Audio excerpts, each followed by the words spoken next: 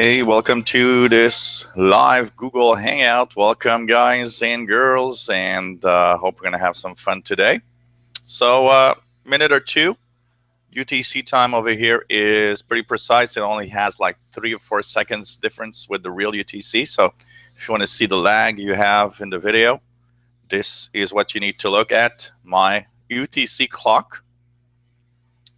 And we now have global 24, 93, 95 kilohertz is coming in with a good signal, S9, S7 to S9 on 93, 95. So global 24, nice little station to listen to. So we're going to get things going here just a few seconds from now. We're talking about shortwave today. We're talking about everything radio. So as we go along, try to find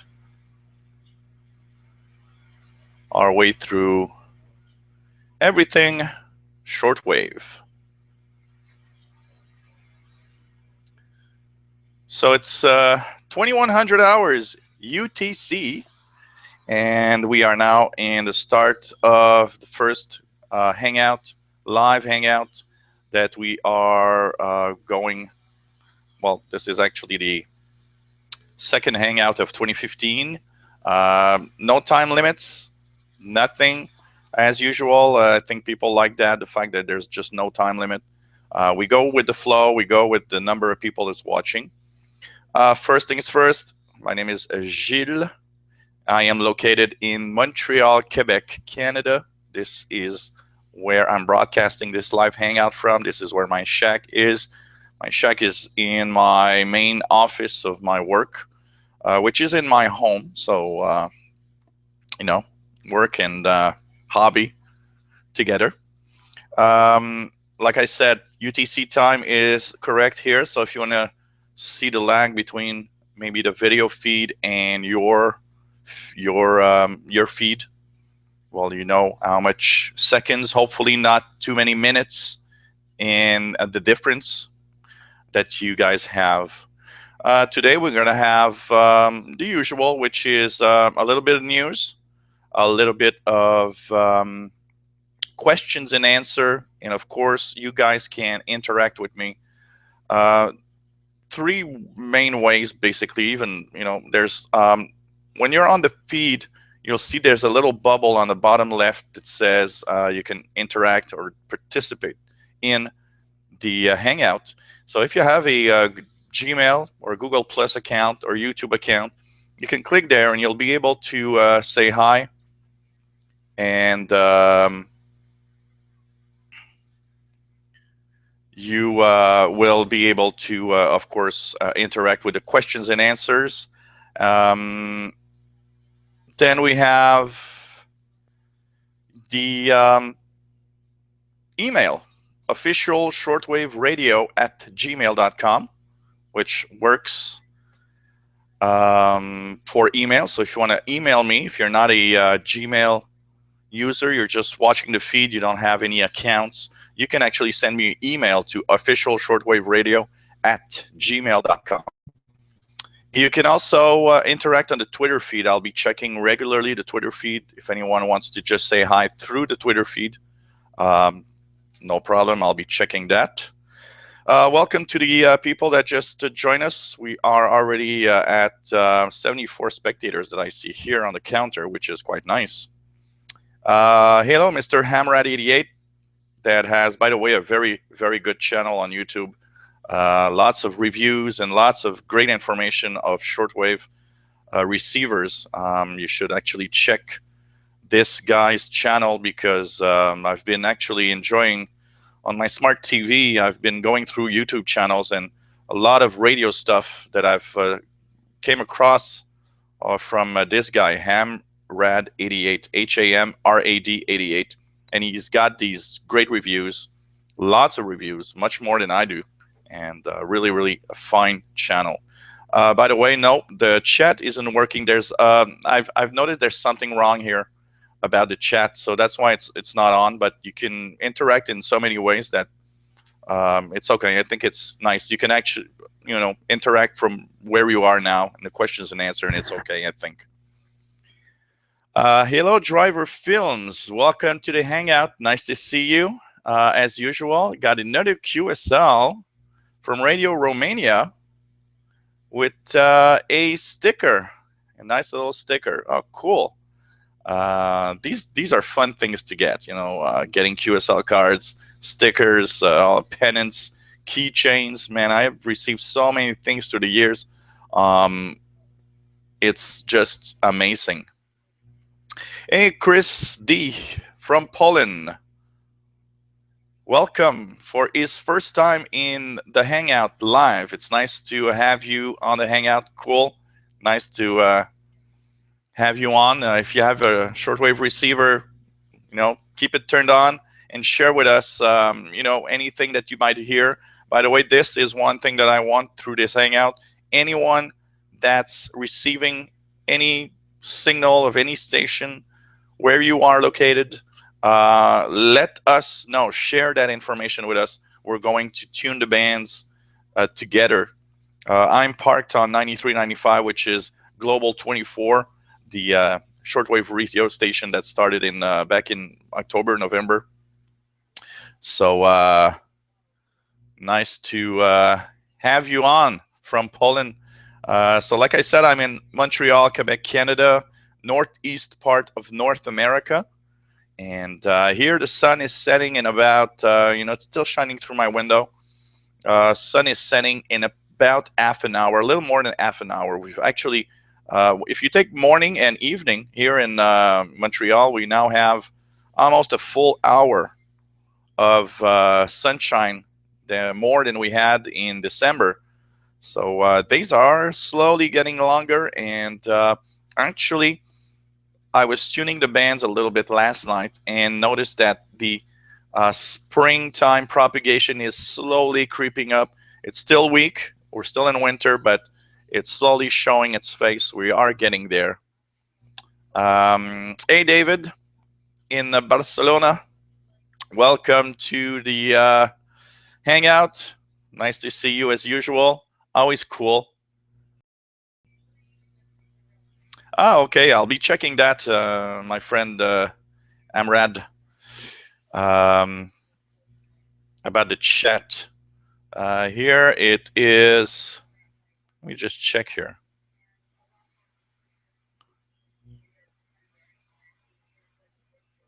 I'll be checking that. Maybe what we'll do, my friend, is if you have some spare time, we might actually have a little hangout, just test the chat and try to make it work. Because here I can't make it work. Something's not right. I don't know why.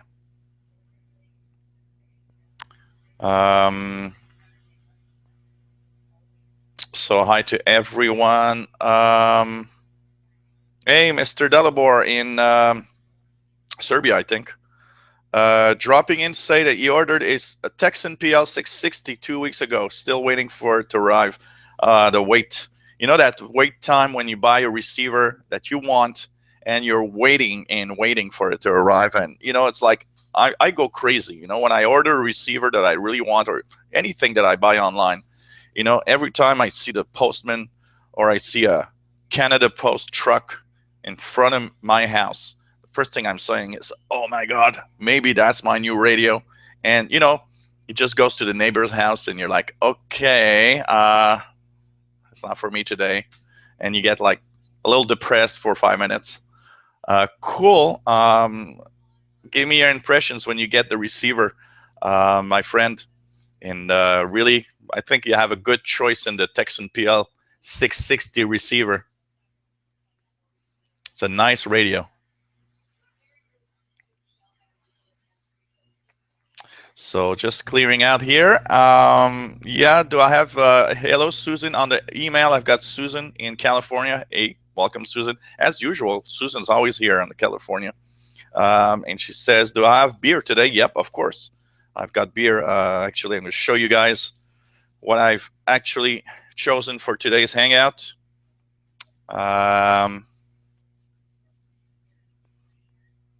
That's interesting. Okay, that's a possibility. So today's beer, Titanic, and so it's a strong fortified beer on lees. It says in the back that it's because this is a local brewery that's actually about 20 minutes away from where I live, and this one says it's a brewed on a Belgian style beer. So it's apparently brewed in the great Belgian way of making beers. So here, cheers to everyone. Hope everyone's joining with his favorite drink, be it beer, wine, water, coffee, cocoa, hot chocolate, whatever you like, fruit juice. Cheers to everyone. Pretty strong taste. It's always it's my first taste, and the first taste is always a little harsh. Hey, Andrew from Berlin. Welcome to the Hangout. Nice to see you, as usual. Thank you for joining. And yeah, that is true. Maybe because my questions and answer is open, the chat isn't. That could be a possibility. So cool. Driver films. I know how that feeling is. Live bought an ICOM. I see Marco 2 meter AM radio from an auction site, and plan to try and buy a radio for 30 pounds, see if it works, and review it. Yeah, that feeling of waiting for that radio. A little story I have that's funny about radios. When I ordered my ICOM here, I took, I spent, it costs $1,750. And when I paid for it, I said to myself, what the hell? I'm spending $1,800 on a radio. I'm going to get, next day shipping. I want to have it tomorrow. I don't want to have it in a week. I want it now. So I paid the extra, and it was by Canada Post. And usually next day shipping is always next day shipping, as long as they actually send it out before about 2 or 3 in the afternoon. So next day, truck arrives in front of my house, and I'm like, oh yeah, my radio. And the guy comes out, goes to the other side of the street with a package, gets back in the truck, and goes away. And I'm like, whoa. I ordered that radio. It was shipped at 2 p.m. yesterday, and I don't have the radio. And I was like, really, really, like, it can't be. It's impossible. So, I go on continuing my day, and I'm like, oh, okay, I'm going to have it tomorrow. A little depressed at the fact that I'm going to have it tomorrow instead of having it the day I wanted. About an hour later, doorbell rings. Open the door, and it's the truck from Canada Post. And the guy says, look, I had this big box because the ICOM came in a pretty big box. And he said, I threw it in the back of the truck. And when I came here, I forgot that box was to be delivered. So I had to actually come back to deliver it to you. And I looked at the guy and said, well, you know what? I saw you because I was waiting for this box. And I was so sure that you would actually have it in the truck that I almost went outside and said, are you sure you're not missing out anything that's in your truck? And he started laughing. It was just a funny story about the ICOM.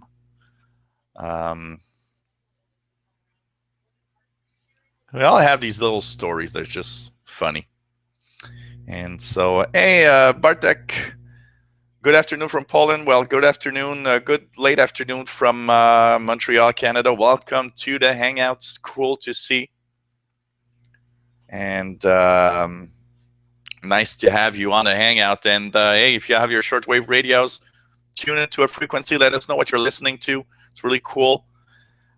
Chris says, thank you for the videos about digital modes. Today was able to decode BPSK31 and RTTY45 signals for the first time. Yeah, and that's what I want. You know, I want to make these videos so I can help all of you use, you know, radios, computers. The digital modes are really fun. You know, the first time you decode a digital mode, it's like success. You're just so happy. And actually, you know what? While I was doing the videos for BPSK31 and RTTY45, I started tuning around the 20-meter band and came across a signal around 14073. And I was going crazy. It took me 30 minutes before I could decode it. It sounded like Olivia, but when I tried the different Olivia modes, it didn't work. And you know, when you actually try it, you see the lines in the waterfall, and I couldn't match them perfectly. I was like, what? They match, but not exactly. So it's not that. And after trying different modes, I finally tried Contestia 16500. Notice that the waterfall matched better. And after about 10 seconds of, you know, getting the signal, I started seeing text. And amateur radio operators were operating on Contestia 16500. And I was just so happy. You know what? They were like chatting away for about an hour. I just left it there and, you know, looked at their chat for an hour. I was just so happy. Contestia is like, I think it was the first time I've ever decoded Contestia outside of, I think it was used once in the VOA radiogram. But outside of that, on the amateur radio bands, I think it was the first time I actually had Contestia. So cool. Really cool. And look forward for other videos this week. We're going to have some more digital modes. I'm going to go into MFSK 32. I'm going to show you guys how to decode a NAVTEX weather bulletin from the U.S. Coast Guard. We're going to go probably into WeatherFax, decoding a weather chart. There's a lot of WeatherFax transmissions that you can decode. So these are coming up this week probably as I have time to do the videos. And we're going to talk a little bit about that because I got a few questions from people.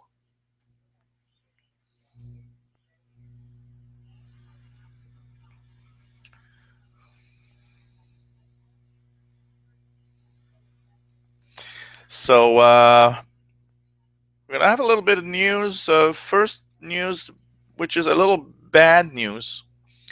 Carl Jones, watching from the UK. And have I tried a DGen active loop antenna? And if did it cut interference? I've never tried it. And actually, I almost ordered one this week because I was going through the eBay antenna stuff for shortwave and radio. And I decided, I almost clicked the buy it now button.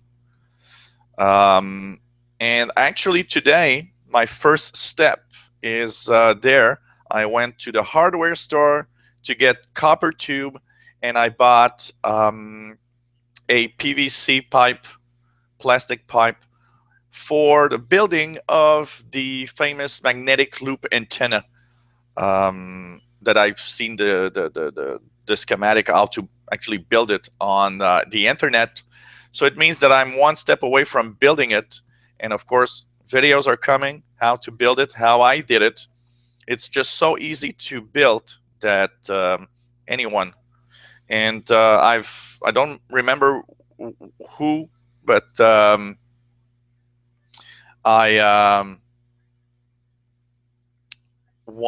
he told me, you know, that on eBay there was a lot of tuners, the little capacitor, variable capacitor that I needed for the antenna. So I actually ordered one from eBay instead of actually scrapping an AM FM radio that I had here to get one. I think it's better. And so in the next 2 to 3 weeks, we're going to have building and test of a magnetic loop antenna built by myself. And in total, the parts cost me about 25 bucks, 25 Canadian dollars, which is not that bad for a homemade antenna with the cable, everything, about $25. Not pretty cheap for a good loop, magnetic loop antenna. Apparently it's working well, and we're going to test it. And I'm really going to test it and give you my results of what I think about that antenna. That's going to be cool. Chris says, do you plan to do some tutorials about WSJT software? Yeah. We're all coming to that. You know what? I'm starting with FLDG, but I plan to test and use a million type of different software for decoding all sorts of modes. So I think that's going to be cool. I want to do one about JT65. JT65 I like because it's really just, you know, 2 stations getting a contact and that's it. So there's very little text in a JT65 contact. It's worse than Twitter, actually. You know, Twitter, you get 140. I think JT65 is smaller than that. And one of probably the worst things about JT65 is the fact that it relies on your computer clock for decoding. And if your clock is off more than 1 or 2 seconds, forget it. You will never be able to decode JT65. And actually, a lot of amateur radio operators that use that mode don't even use the you know, automatic clock adjustments in their computer, like in Windows. They actually have a separate piece of software that is even more accurate in keeping your clock right on the tick. Mine, you know what? I decode JT65 quite easily, but I used the simple Windows clock adjustment, and it seems to be very precise because I decode pretty well. So yep, I'm going to be checking all of that. And if you guys want me to check a piece of software for decoding digital modes, or even if it's not for decoding, any radio software that you guys have seen somewhere, let me know. You know what? I'm going to try it out and tell you what I think. There's a lot of stuff. You know, one that I've never actually used, but I want to do is maybe use some kind of logging software, not only to log amateur radio stations that I hear, but to keep a log of even shortwave stations that I hear. So keep it coming. I'm gonna, you know, try everything and post videos. And it's pretty cool because the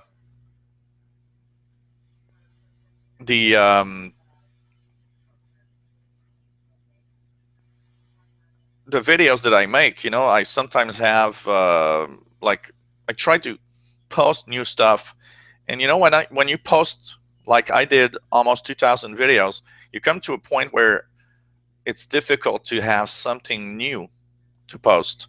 So that's why, you know, every time somebody asks me a question or asks me about this or that, or have you ever tried this, you know, it gives me new ideas of videos that I think everybody will love. And so it's pretty cool. The input and the feedback from all of you people is really, really important.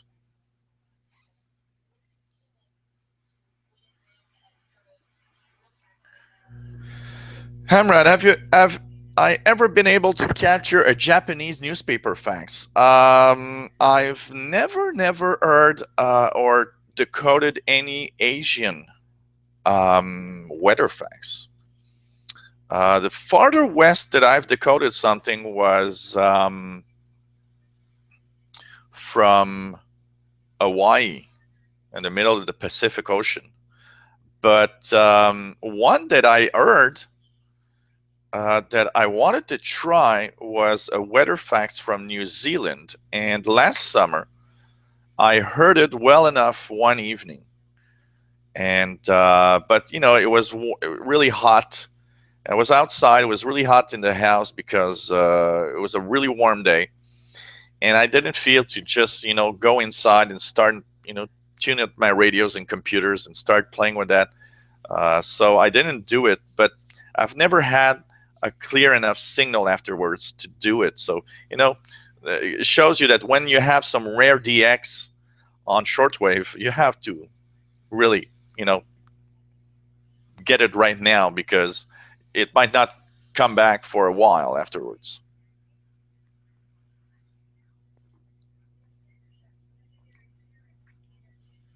Oh, that's interesting. Driver Film says, if I've ever heard of Hamsphere, it's ham radio, but it's over the internet. Oh, that's interesting. I don't know. I've never heard of that, actually. That's interesting. I have to check. I'm gonna have to check that. Um, it might be interesting. Hmm. By the way, Hamrad, one of the things that I've decoded a lot, though, is European weather facts. German, still some coming out of Germany, I believe. I've heard a few from South America, Brazil, Chile. Of course, the United States is booming here with their weather charts, so it's pretty cool for that. Really nice to. Richard, hey, welcome to the Hangout. Says multi-PSK as built-in menu to adjust the sound count sampling frequencies. That's nice. I'll be testing multi-PSK because I have it installed. You know what? Multi-PSK is actually very good and decodes a lot of modes.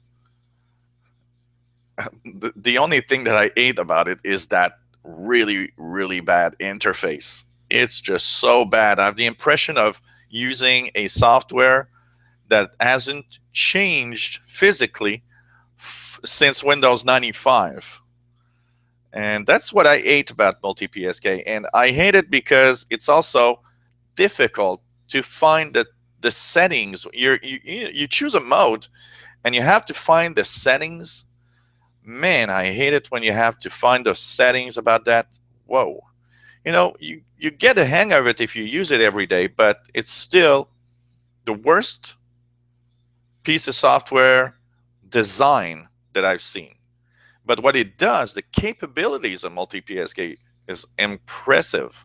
It decodes so many things, just incredible. And welcome, Richard. Hey, Pascal, welcome to the Hangout. He's from Belgium. And by the way, I'm drinking a Canadian beer brewed in the Belgium way of making beer. So you guys have great beer. Hey, Dino Blois. Hi, Joe. Greetings from Miami. Welcome, Dino. Very nice to have you. Richard says that 9395 is about S9, better today than other days last week. Yeah, I've got S9 to S10 of Global 24 on 9395. By the way, Richard is very close to where I live. Technically, he's in Sherbrooke, which is 100 or so miles from Montreal. And so he's really close in terms of our global audience here that we have around the world. XN80Xer, welcome from Northwest Arkansas. He's just got here at 2101 UT. Welcome to the Hangout. Nice to see you. Really cool. And Budget Food says, is there a chat room for this? There's no chat room. There's you can leave any comments you want below the video, like you just did. Just leave something there, and I'm gonna answer it, or we're gonna have interaction. Anything you want to ask, anything you want to say, you can send email at officialshortwaveradio@gmail.com, and of course there's the Twitter feed where you can interact with me. So welcome all, guys. It's really nice to see all of you guys over here. Really, really nice.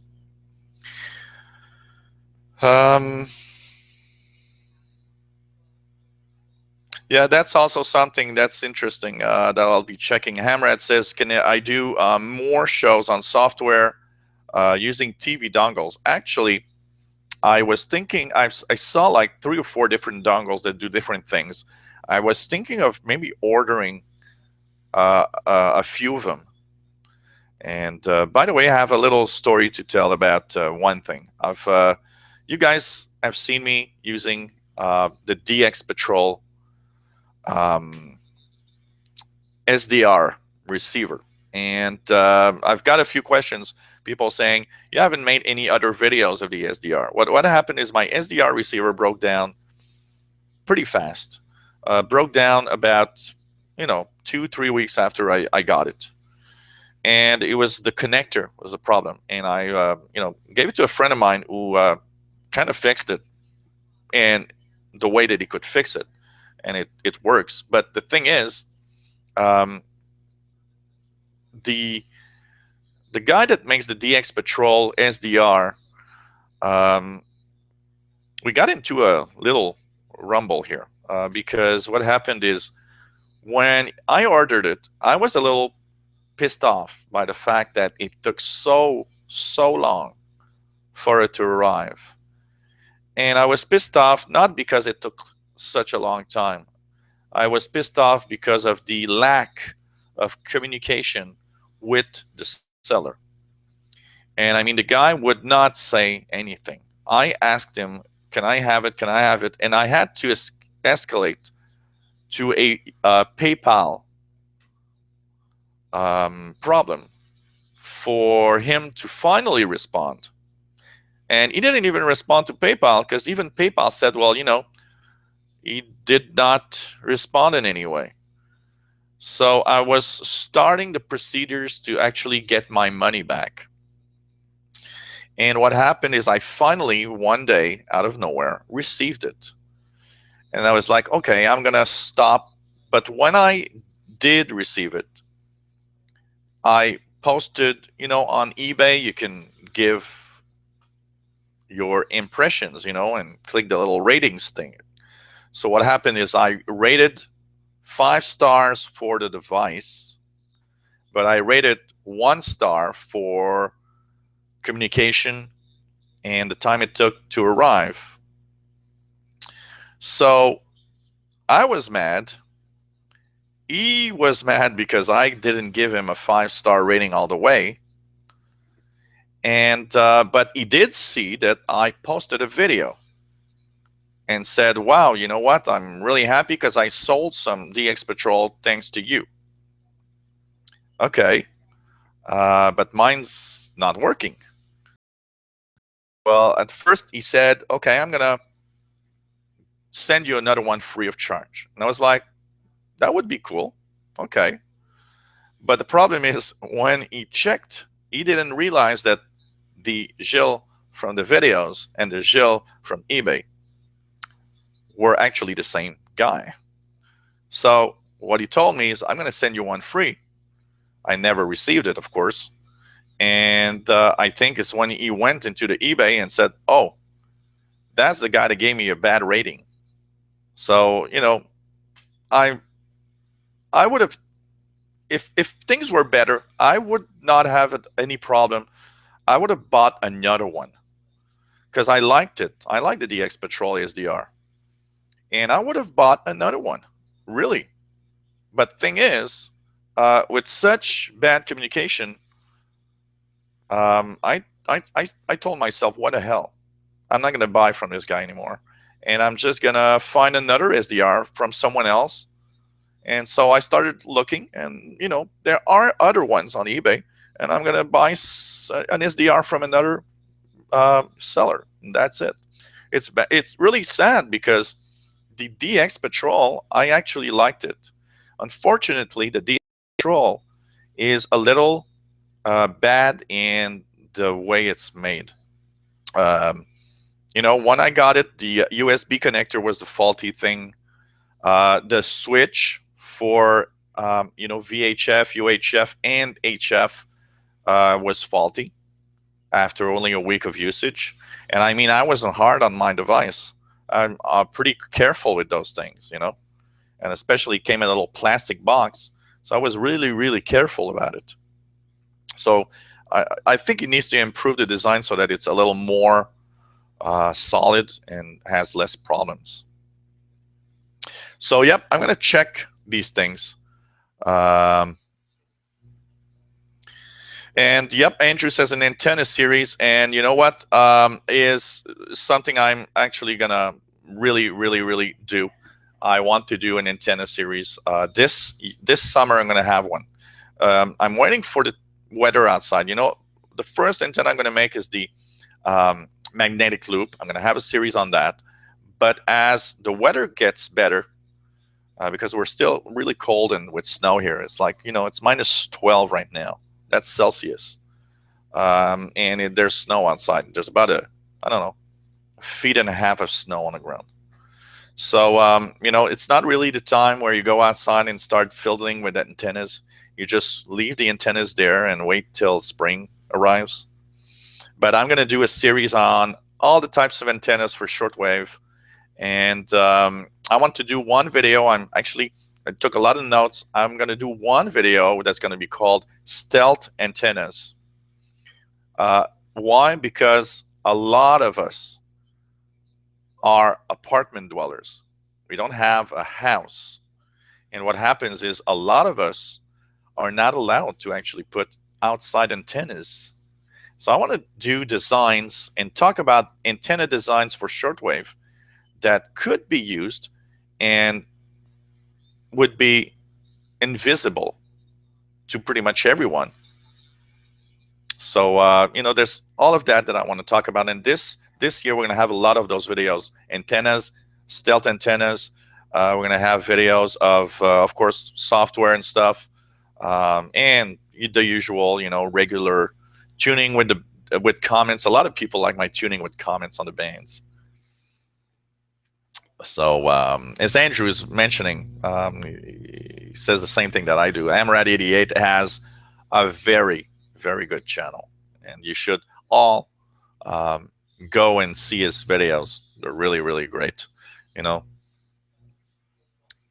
So that is for that. So I'm gonna, just before I continue on with the little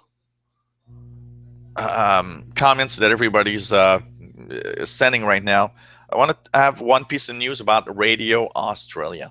Radio Australia is unfortunately going to really start to shrink its service on shortwave. Starting February 1st, Radio Australia is going to have a lot less shortwave hours, and it's going to use a lot less frequencies at the same time from different areas. And, you know, I think it's the start of a slow but eventually probably fatal Radio Australia. The problem with Radio Australia, you know, well, first of all, the problem, like for every broadcaster, is money. It costs a lot of money to broadcast on shortwave, and Radio Australia has you know, has a lot of frequencies active pretty much all the time. It's one of the major broadcasters right now, and it costs a lot of money to do that. And the biggest problem with Radio Australia is they started to remove their own identity as Radio Australia external service and broadcasts the ABC, the Australian Broadcasting Corporation, which is the local Australian station from the government. And you know what? It's kind of boring because we don't have the same programs and the same way of listening now. I don't really care that somebody has, you know, I don't know, somebody lost his cat in Melbourne, Australia, which basically, you know, I may be a little exaggerating, but I'm not that far off, actually. Knowing that, you know, some lady lost her cat in Australia, I don't care. That's not what I want to hear. I want to hear Australian stuff, of course. But Radio Australia adds such a fantastic coverage of Asian and Pacific events. That was amazing. It was actually the BBC of Asia in the Pacific. It was amazing, and I think it was a worth it service. I think a lot of countries, a lot of little islands in the Pacific Ocean, really enjoyed having some local Pacific and Asian news from Radio Australia. But that's going and going and gone pretty much. And 9580 kilohertz is an amazing frequency in North America in the morning. They don't even broadcast to North America, but the Pacific frequency of 9580 at 12, 13, 1400 hours UTC is amazingly good in Montreal and throughout North America. It's been good since I started listening to shortwave. I mean, 9580 was Radio Australia in the morning, even when I was 12 or 13 years old. So, 30 years later, a little more than 30 years later, it's still a great frequency. But unfortunately, it's boring now. It was interesting, 5 or 10 years ago. It is boring now. Most of the time, music. I was listening to them yesterday, and it was Saturday Night Country, which is the local Australian Broadcasting Corporation program. Okay, but I'm not listening to Radio Australia to listen to country songs. And in the Sundays, since they started broadcasting, the Australian Broadcasting Corporation, have religious programming on 9580 in the morning. It's like the Sunday church service of Radio Australia. Okay, well, that's not what I wanted. And pretty much all week, it's kind of boring now on 9580. So I think part of the problem is that, and part of the problem, of course, is money. On shortwave, the biggest problem is that money.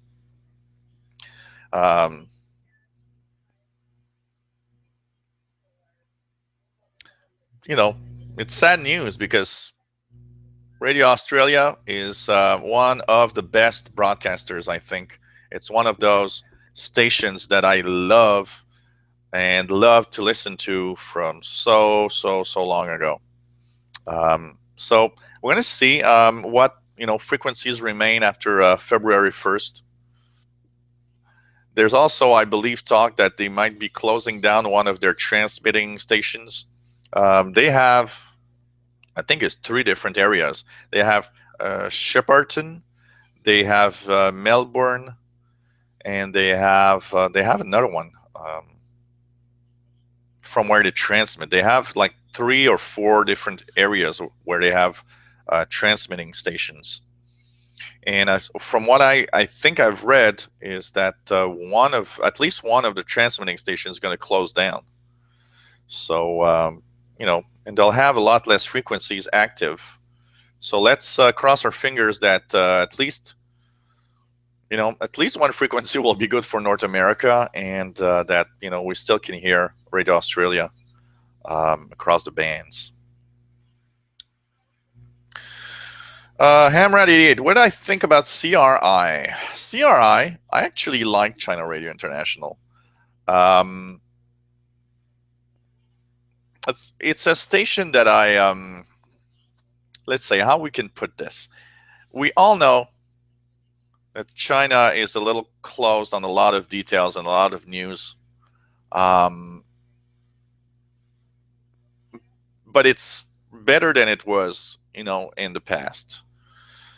I think slowly, as the years go by, they'll get slowly better, but, in opening. And CRI is interesting because I've been surprised at the type of news I hear out of CRI, and I think it was on the last Hangout. I was listening to CRI, and they were talking about, how the government deals with apparently there's like a family where one of the members of the family had HIV, AIDS, and the village wanted to throw them out because they're scared like hell of that disease because they just don't understand really. And I was actually very surprised to hear CRI talk about something like that. And I think they are a little more open than they used to. What I miss about China Radio International is the exotic listening. And when I talk about that, I mean, in the time of Radio Beijing, that was exotic. We had Chinese announcers in English that sounded like Chinese people that speak English. Now we have the impression that they used like American English announcers. It doesn't sound exotic. It doesn't sound China. It sounds much more modern, which, okay, it's not that bad of a thing, but I miss the exotic sounds of Radio Beijing like it was before, which was more exotic and, kind of intriguing because of that, because of its unique Asian accent, and, but it was hard to receive because in the time of Radio Beijing, they wouldn't use any relays. You had to hear them direct from China. So I actually like CRI. You know what? It's an evening of listening, and you know what? It's one of the strong broadcasters here in North America. So in one evening when I turn on my shortwave radio, if propagation isn't that great, I know one thing. I know that CRI will be there. So if I don't hear anything interesting, well, I'll just listen to the Beijing Hour. I believe is their program called the Beijing Hour, and I listen to their, everyday program, and it is interesting. I mean, for a program, it is interesting, and there's a lot of stuff that you learn, but it's just very modernized. And but it's nice to see that, instead of, it's like the total contrary of everybody else. Instead of shutting down and reducing, they are really, really expanding everything in the broadcast everywhere in the world. But the money's there. That's where the money is right now. China is really, really in a different position than pretty much most Western countries today. So that's why they can actually pay for such a service. It's really interesting. David in Barcelona says that CRI is one of his favorite stations, and like the fact that well away from reducing the presence on shortwave, they are increasing it. And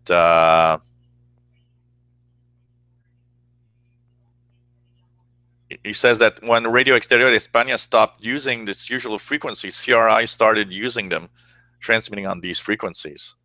So that's true.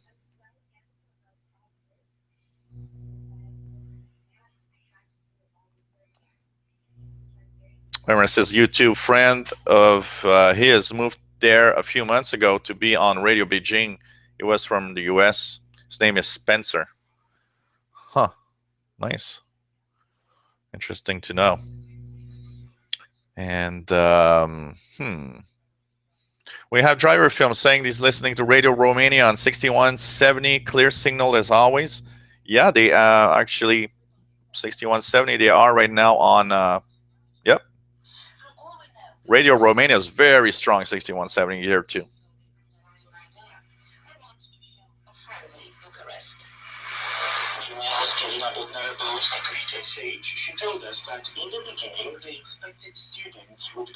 Very good signal 6170 from Radio Romania in English. I think they have a 30 minutes right now, and actually this is one of the frequencies that is also to Eastern North America. So pretty cool. Hamrad says they agree on multi-PSK from the standpoint of finding things and changing modes, but it does about everything. Yep, that's the thing. It has a bad interface, but it's amazing. That's for sure. So Antoine, welcome. He's from Jacksonville, Florida today. Man, Antoine, you're moving around all the time. Every time he's in a hangout, he's in a different spot. So, hey, welcome, Antoine. Um, Pretty sure that in Jacksonville, Florida, is pretty much much warmer than it is here in Montreal. So, send us a little bit of that warmth if you can. Would be appreciated. It's nice to see you on the Hangout.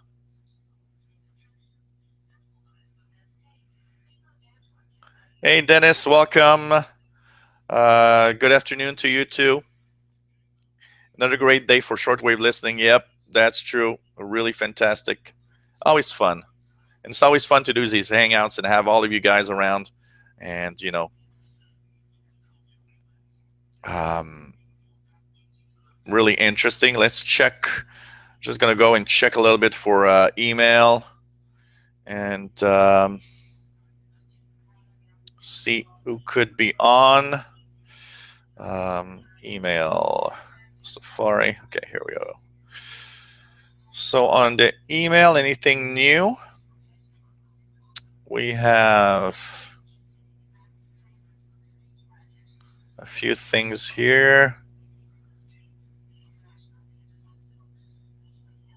We have Mark, which is in Dallas, Texas, and he's using an old Yaesu FRG7 receiver, and saying that he's listening. He listened to Global 24, and that now he's receiving a Romania 6170, but not with a great signal. But you're a little farther west, in Dallas, so you're still pretty much in the daylight compared to Montreal. So that's why Romania isn't that good for you in Dallas, Texas. How many viewers? I'm at 123 right now, according to my counter. That's on the screen below the Hangout, which is basically about the maximum that I get to. There's something weird about the counter, because when I check, I found out that there's like 3 ways to view it, and everywhere I go isn't the same number, and I don't understand. But you know what? I think it's the weirdness of YouTube. I've noticed many times that I had like a video that I put up, like 10 minutes ago, and you look at the video, and it says you got 3 likes, but 0 views, and you're like, 3 likes and 0 views. Okay, that's weird. It's part of the weirdness of YouTube. We have Steve in Calgary, Alberta, Canada, that says, hello, my fellow Canadian friend. Hey, welcome to the Hangout, Steve. It's nice to see you from Calgary, Alberta. Same country, but so far away. Being in Calgary is almost as far as being in Europe, in the same country. It's just amazing how huge our territory is. It's the first time that he's on the Hangout. He says that he's really cool. Is it every Sunday? Next Sunday, Super Bowl? Yeah, I know next Sunday, Super Bowl. So you might not join. No, it's every 2 weeks. It's every 2 weeks, always on a Sunday, every 2 weeks at 2100 hours UTC.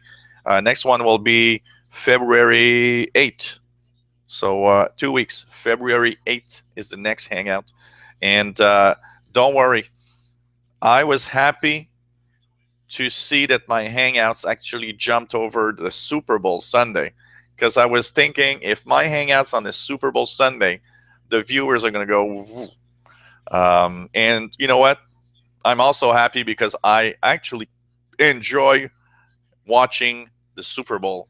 So I'm not a big football fan, but there's something about that huge show of the Super Bowl that attracts me, and I like that. So I've got 2 choices for next week. I've got friends that actually, I know there's friends of mine are going to have like a big party not very far from my home, with which could be really fun. But I'm also thinking of maybe doing my own Super Bowl thing with my own people, and family. I don't know. I don't know yet what I'm going to do, but one thing for sure is next Sunday I'll be glued to the TV and also to the halftime show that I always enjoy. So I'm glad that we're like jumping over.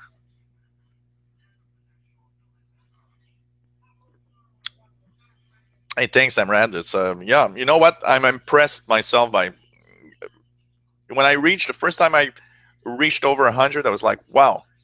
But I do publicize myself. I'm a little. I have a little problem, I would say, with. I don't know if what I'm doing is correct. I don't want to bother anyone, but what I do is, like an hour and a half before the hangout.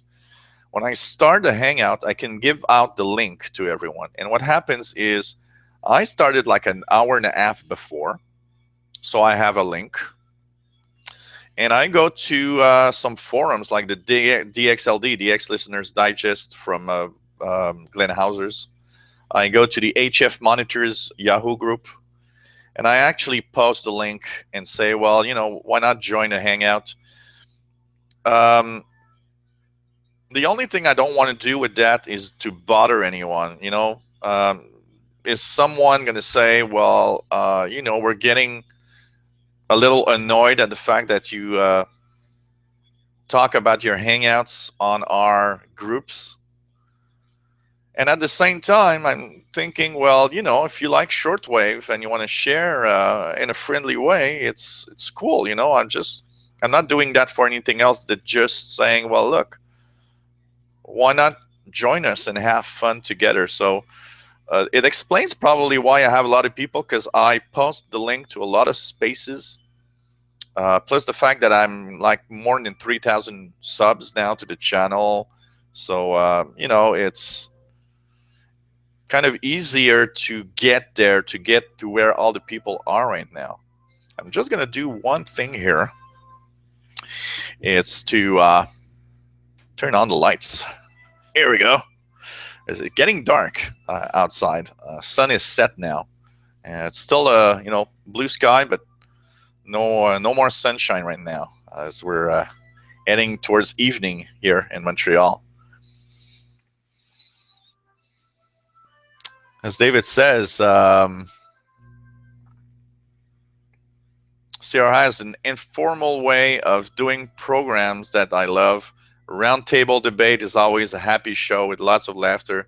It's such a shame that they are very far away from Spain, because sometimes I feel like I want to join in the fun. Yeah.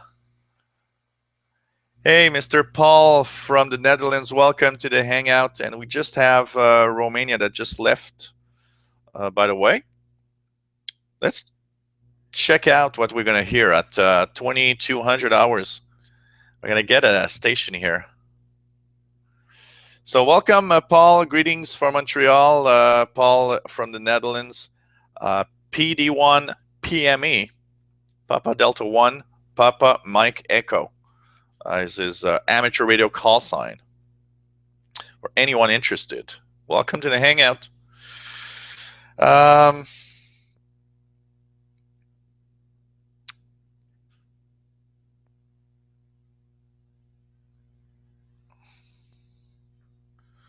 Yeah, well, I think the Hammer saying, well, you can have a like, but if they don't watch most of the video, I think the counter on YouTube is for 1 minute. If I'm not mistaken, I think you'd have to at least watch 1 minute of the video before it counts as a view. But personally, I think they do have a problem with their counters. The counter, I think, is not right.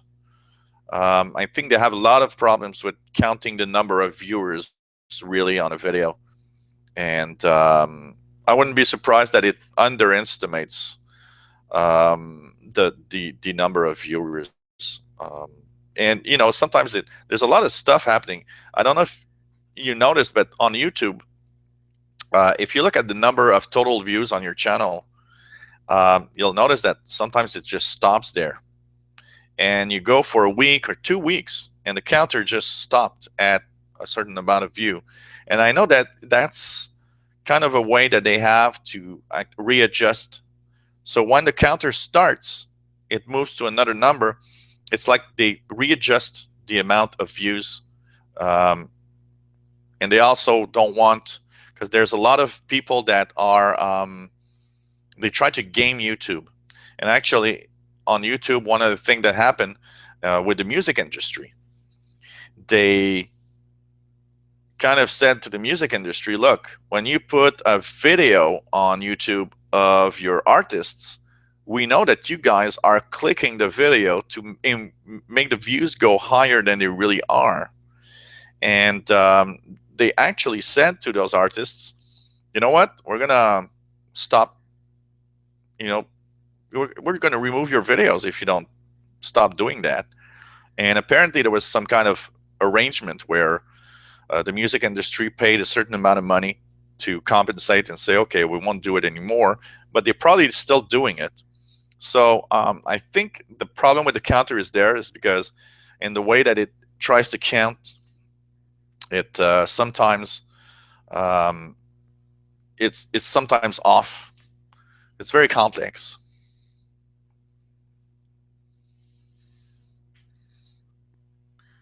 Very complex. So we are now 1 hour into the Hangout, 2200 hours UTC. It's nice to see all of you there. Let's check for a second here in the schedules. I actually have the iPad here that I programmed with the schedules. So we're going to check the schedules, what we can hear right now at 2200 hours. What is on at 2200 hours? Of course, still Global 24, 93, 95. Let's see what they have.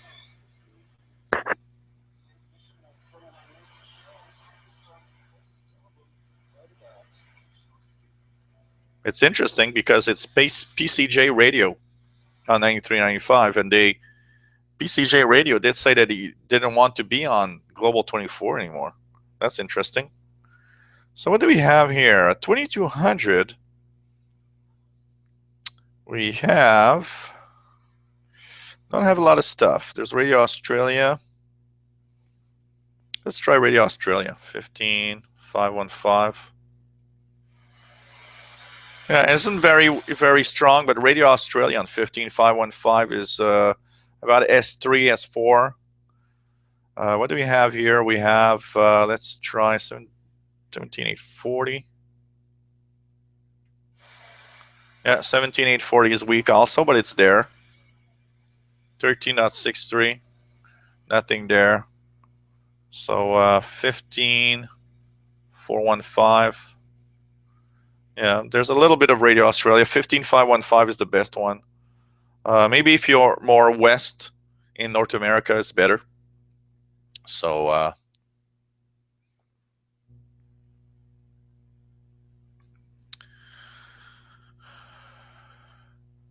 yes, Antoine, saying how about WBCQ and their 50 kilowatt transmitter on 5110? You can rent some airtime for $20 an hour.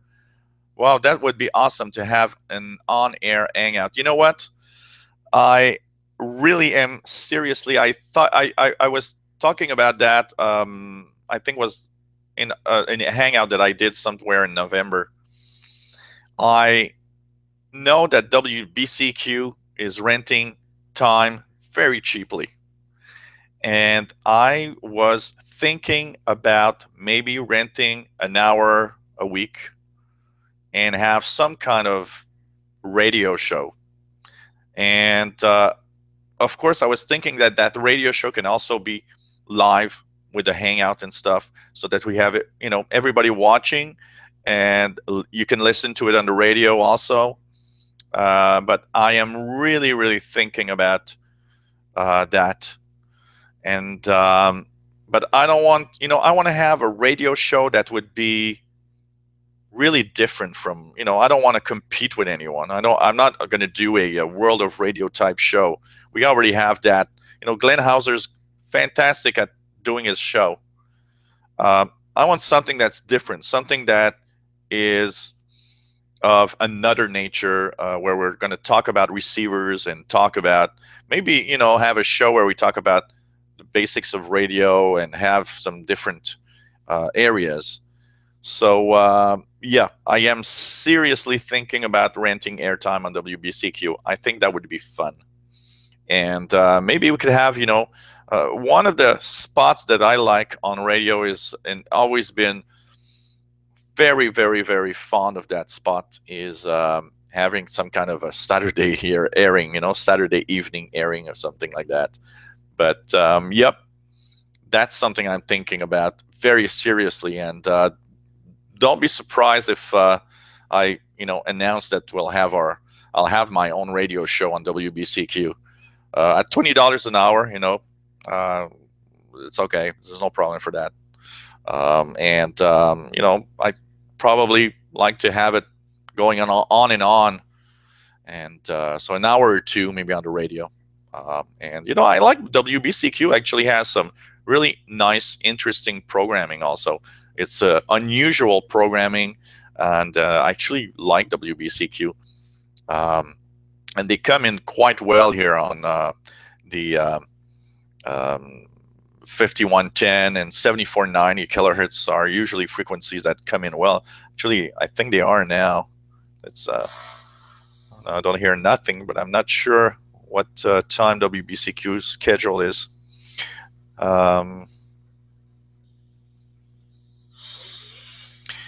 There's a driver thing saying, driver film saying that radio Link Radiophonia, the Greek station on 9420. Yeah, it's about S9 to a little more than S9 here. Greece, 9420 kilohertz. They have excellent music, by the way. If you like Greek music, really, really cool.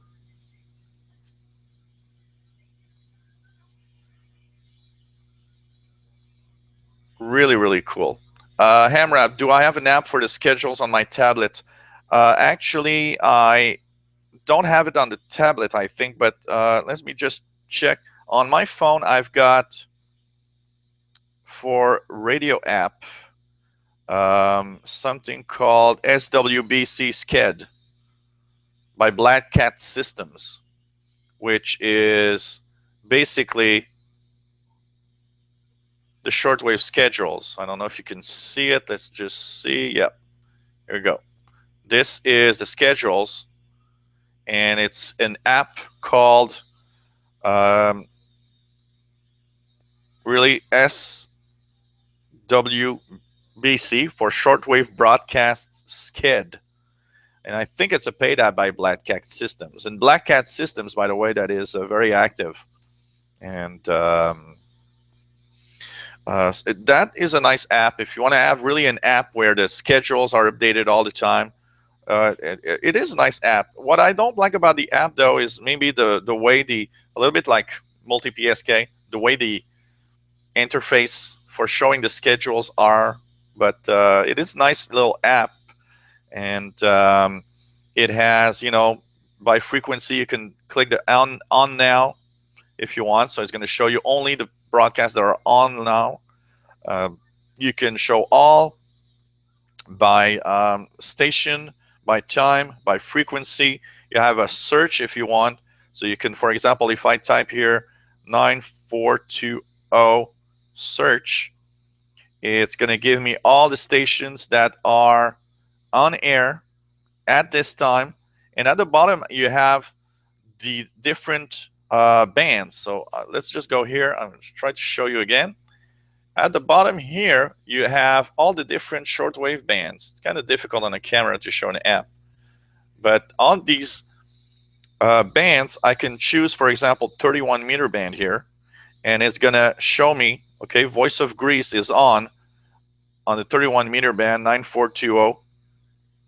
So it is a nice app, actually. But I don't think it's free. I think it's like $2 or $3, something like that. On my iPad, I'm actually directly on the page of the eibi.de.vu website.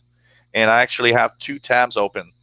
So on the iPad, what I did is I opened the tab for by time, and I actually opened the second tab for frequency listing. So like that, I just switch between one or the other. It's not a problem since I have the internet here.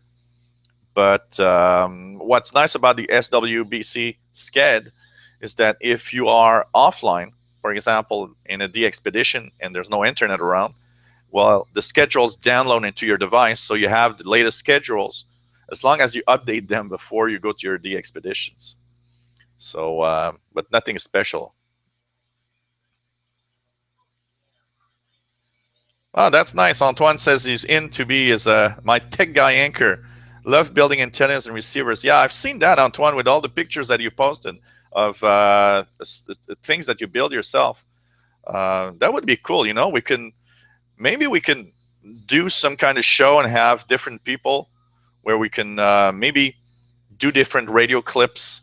Why not? You know, have a little part. Everybody could have a little part, and I have no problem with the fact of paying for the airtime, and we can build some kind of show. I don't know if you guys want to join in and have some kind of little weekly or bi-weekly or monthly or whatever clip, audio clip. You can make your own audio clip. Send me the clip. I'll put all that together and just, you know, send it off to a WBCQ. That would be cool, actually.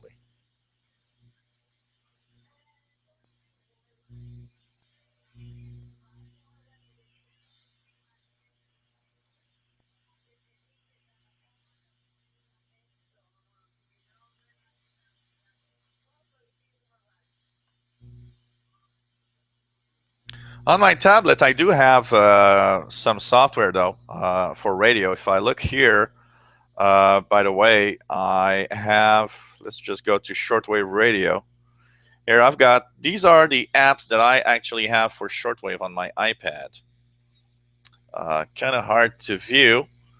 It's a little out of focus, but I have Morse code decoder. I have the same as shortwave broadcast SCEDs. I have IRTTY. This is very nice to decode radio teletype on your iPad. HF beacons, really nice because you have all the different HF beacons. Beacon Aid, which is very nice because it has real-time view of the different beacons. If I use Beacon Aid, here's what it looks like.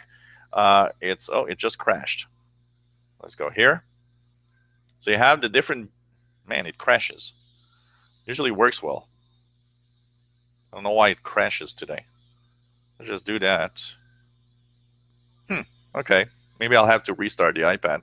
But it has the different beacons, you know, that on 14100, what is 14100, 21150 or something like that, that broadcasts all the time, 24 hours a day. I've made a video of that actually. And it's in real time, really nice. What I have HF fax. I have actually the capability of decoding weather charts directly here. I have SSTV, which is a app for slow scan television decoding. I have PSK31 pad, which is BPSK31 decoding. And I've got my satellite, amateur radio satellite program. So I know what amateur radio satellites are actually crossing over because I am a big fan of listening to amateur radio satellites with my ICOM. So having an app for that, but I use also Ham Radio Deluxe. So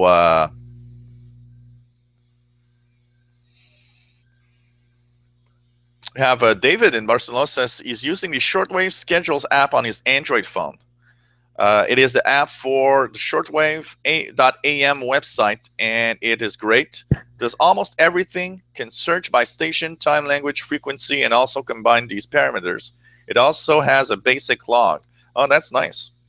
Actually, I'm going to have two. I'm going to have a phone, the iPhone and iPad, but I'm going to have, in a couple of weeks, I'm going to have a Android tablet because I want to play with that a little more. So I'm going to check for Android stuff. That's also something that I don't do a lot, but I think would be nice. Maybe do some apps for Android and iPhone and iPad. A lot of us have these technology gadgets, and they are very useful for shortwave radio listening and amateur radio. So, you know, having some kind of app, that would be nice. So here we go. Drive Film says CRI Roundtable is fun. They were talking about the price of alcohol earlier. No, I enjoy CRI. It is cool. I must say. Sheldon, welcome, Sheldon Harvey, which is the president of the International Canadian International Shortwave Club, and tuned to the hangout. It's nice to see that you are there. It's very, very nice. And that is something that I really, really need to talk about, of course. Yep. Any of you guys that want to go to the Winter Shortwave Listening Fest, the NASWA Winter SWL Fest. It is on February 27th and 28th. We're going to talk to this. I'm just going to put the website here, and we're going to talk about it a little later on. It won't be very long. So at the end of the month, for anyone who wants to travel to the United States, I believe it is in Pennsylvania, and it is a gathering of a lot of stuff. I mean, there's broadcasters are there, a lot of, you know, people in that have stores and have all sorts of shortwave related you know, stores and businesses, and also a lot of just basic, you know, shortwave listeners. That's coming up February 27th, 28th, 2015. And so it's in you see about the fest here. It says the Winter Shortwave Listening Fest is a conference of radio hobbyists of all stripes from DC to daylight. Every year, scores of hobbyists descend on the Philadelphia, Pennsylvania suburbs for a weekend of camaraderie. The fest is sponsored by NASWA, the North American Shortwave Association, but it covers much more than just shortwave, medium wave. Scanning, satellite TV, and pirate broadcasting are among the other topics that the fest covers. Whether you've been to every fest, all 26, starting with the first year at the fabled pink and purple room of Fiesta Motor Inn, or this year's will be your first, you're sure to find a welcome from your fellow hobbyists. So it's a 2-day event. You have the hotel registration.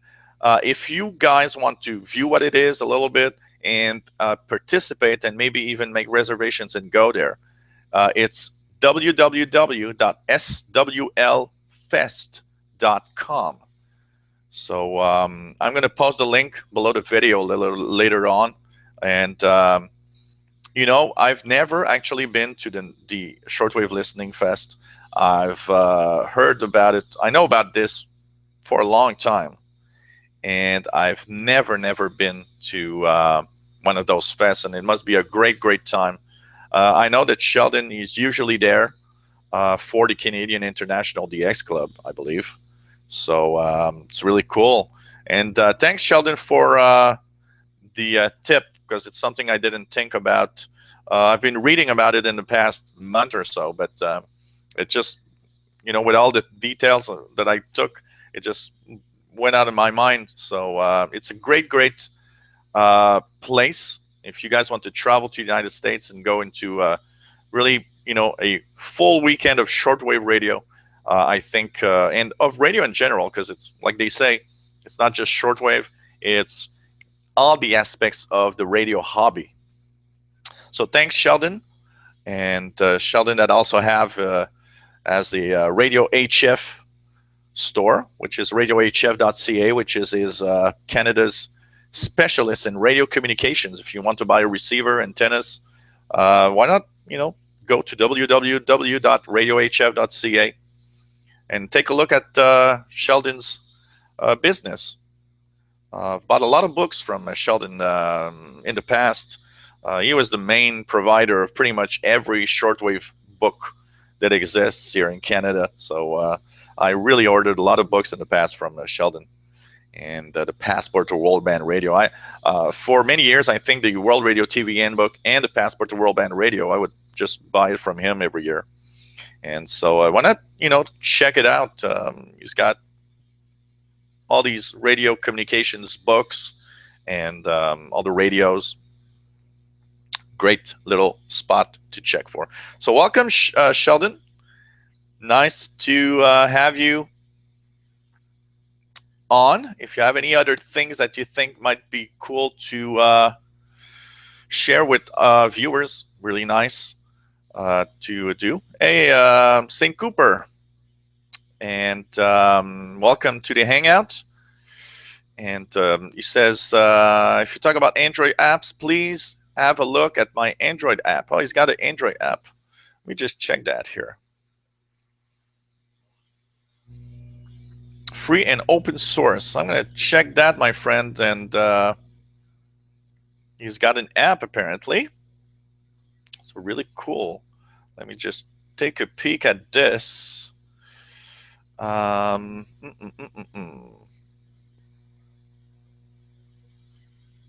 I can't do it here, but I'll try to have a way to take a peek at it on the Google store. Let's see that Shortwave. I'm just going to go to play.google.com here and try to get to that app. For those joining in, this is the Shortwave Radio Hangout. We have it every 2 weeks on Sundays at 2100 hours UTC. The next one is on February 8th, 2015. We are located in Montreal, Quebec, Canada, northeast part of North America. And we talk about radio. We share live logs of what we're listening. So if anybody else has logs, right now we're tuned to 9420, which is Greece, which is not super strong. It's about an S9 here. And they are in Greek language. Great music, by the way, on that. Just gonna check it out here, Shortwave.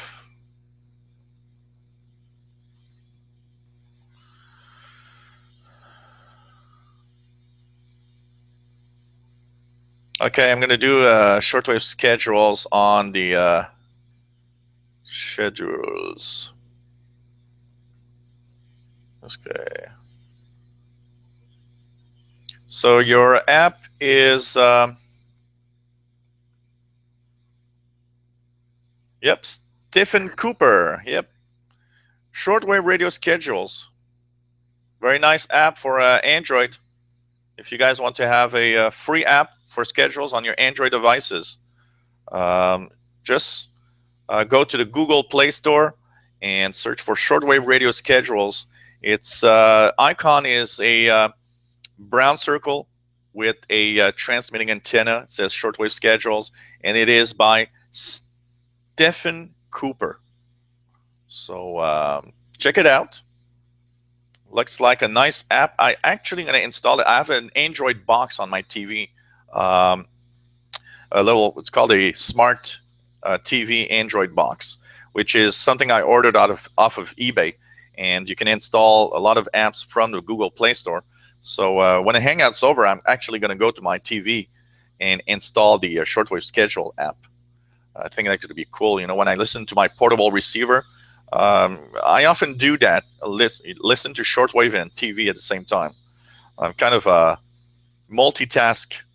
One ear is on the TV, the other one's on the radio with my portable receivers. So that's interesting. So why not check it out from our friend here, and welcome to the Hangout.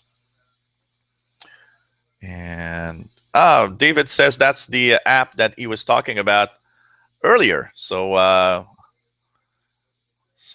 there's a lot of people seems to have that app, which is pretty cool. Pretty cool. So You actually program apps for by yourself. That's cool.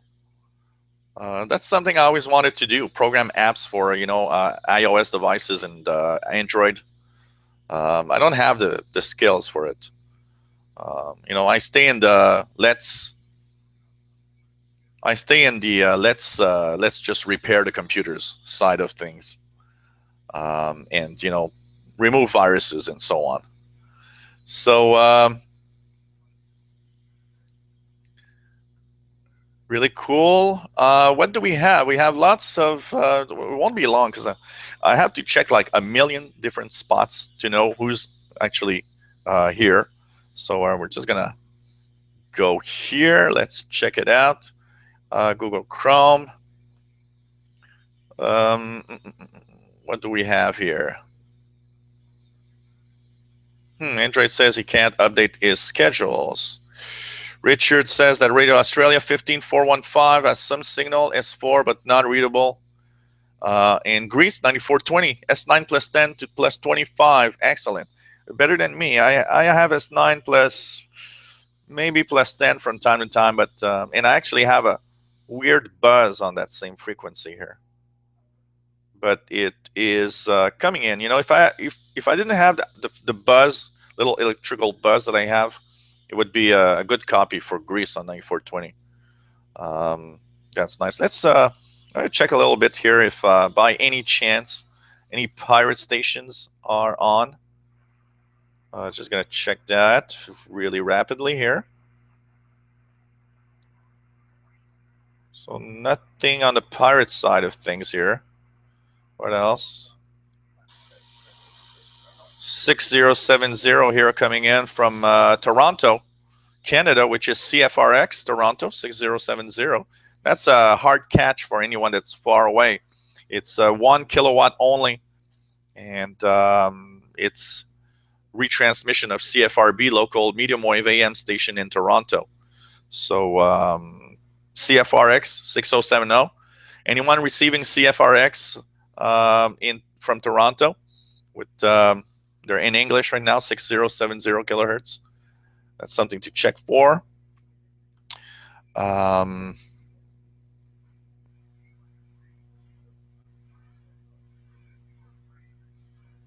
Richard says he's using shortwave log, still the best on my PC.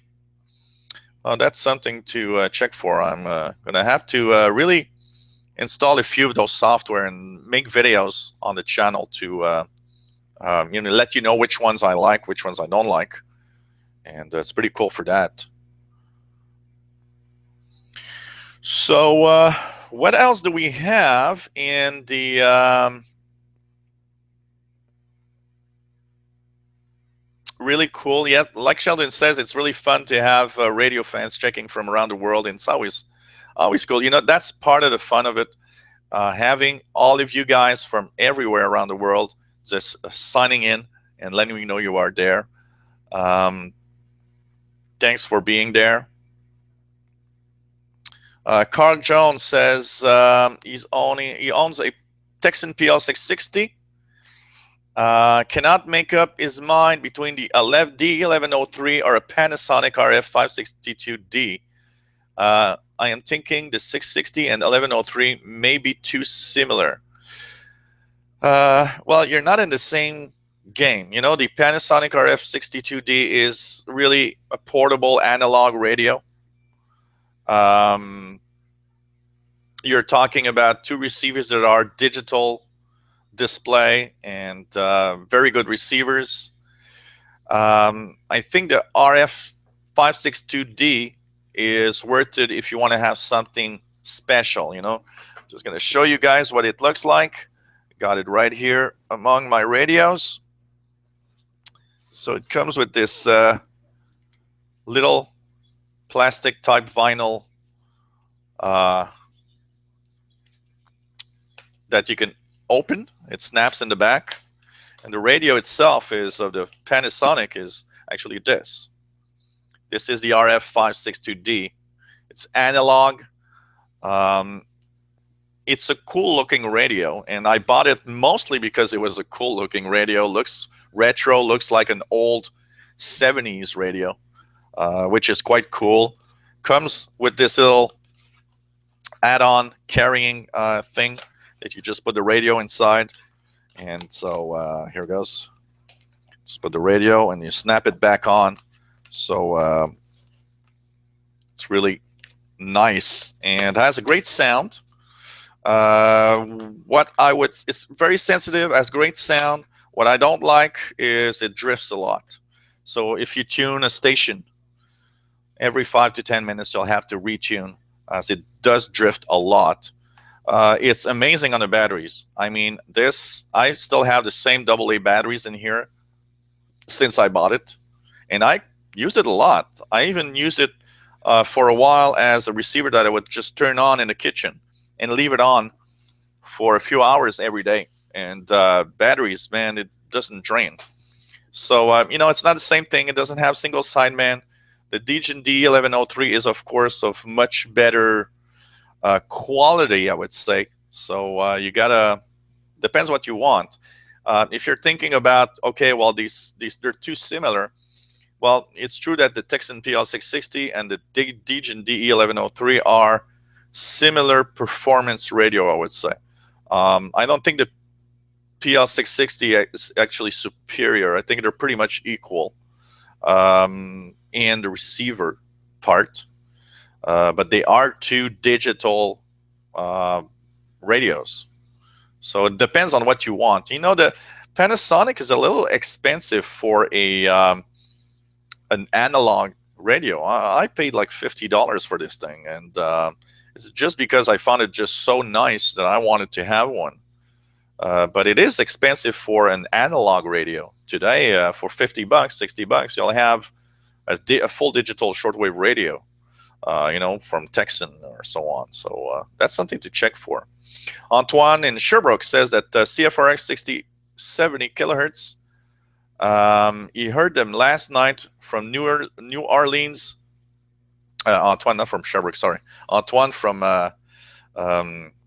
in Florida, in Jacksonville, Florida right now. He says they heard them last night in New Orleans, Louisiana, using his Sony radio and a Sony Loop from his hotel room. So that's cool. That's really cool. And so this is nice. David sends a link of all the apps that he has on his phone for shortwave radio listening. Really nice. What else do we have? We have Scott. Hello, Mr. Scott in South Texas. N5XDC AM radio call. Welcome to the Hangouts. Nice to see you. And I'm sure that if I had my Hangout next week, you would be probably on the Super Bowl Sunday. I see a lot of things that you post on your Twitter feed about sports. You seem to be a really big fan. So thank God I'm not on the Super Bowl Sunday for my Hangout today in 2 weeks. And so we have Susan in California says, that would be so cool to have you on the air on WBCQ. Yeah, you know what? I really, really feel like doing it. $20 an hour for a program on the air. I think that would be cool. And I'm really thinking seriously about it. Having a shortwave program every week. And maybe with help of other people that want to join in. It'd be, you know, part news, part radio, talk about radio, some kind of maybe beginner's corner of trying to learn stuff. Why not? $20 an hour. That's not expensive to be on the air, actually. And you know, it would actually also fulfill maybe a part of a dream that I have since I was small, to have like my own radio station. You know, when I was young, I was always thinking about, wow, it would be so cool to have my own radio station. Well, that's close enough, being on a real powerful shortwave radio. That why not, you know? And so we have, what do we have? We have Sébastien in France saying hello. Bonjour Sébastien, bienvenue. and first time that he's on the Hangout, and he uses a Kenwood R2000 receiver. Great receiver, great old receiver.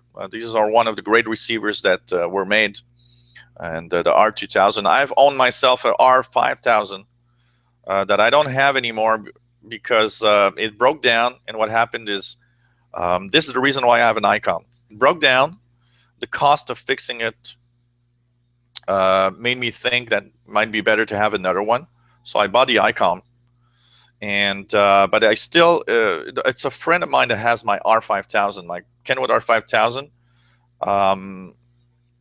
Is a friend of mine that fixed it, and we have a deal that okay, you fix it, you keep it, but if you don't want it, you'll have to give it back to me. You can never sell it or give it to anyone else. You'll have to give it back to me if one day you don't want that receiver anymore. So that's the deal we have, and everybody's happy right now. So he's happy. He's got a shortwave, a nice shortwave radio, and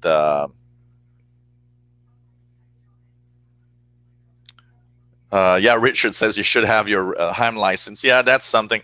For 2015, I have a few projects. I think for 2015, I have to go get my ham license, and I want to, get on HF. That's my biggest thing in amateur radio. I'm not very fond of, the local stuff, VHF, 2 meter amateur radio bands and stuff like that.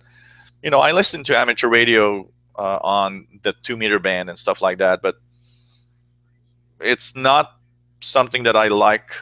I would really definitely want to be an amateur radio station on the HF bands and make contact with the world. That's really what I want on amateur radio. And this year I should go and get my ticket.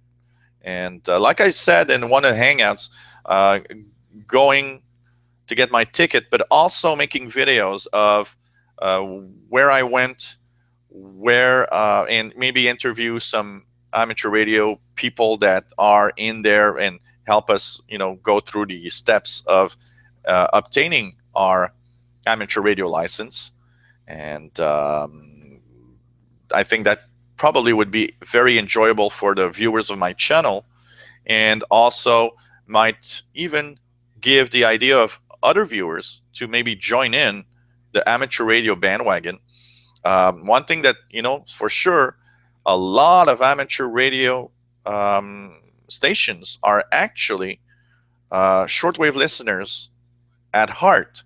They started listening to shortwave and were fascinated and decided that they wanted to be amateur radio operators.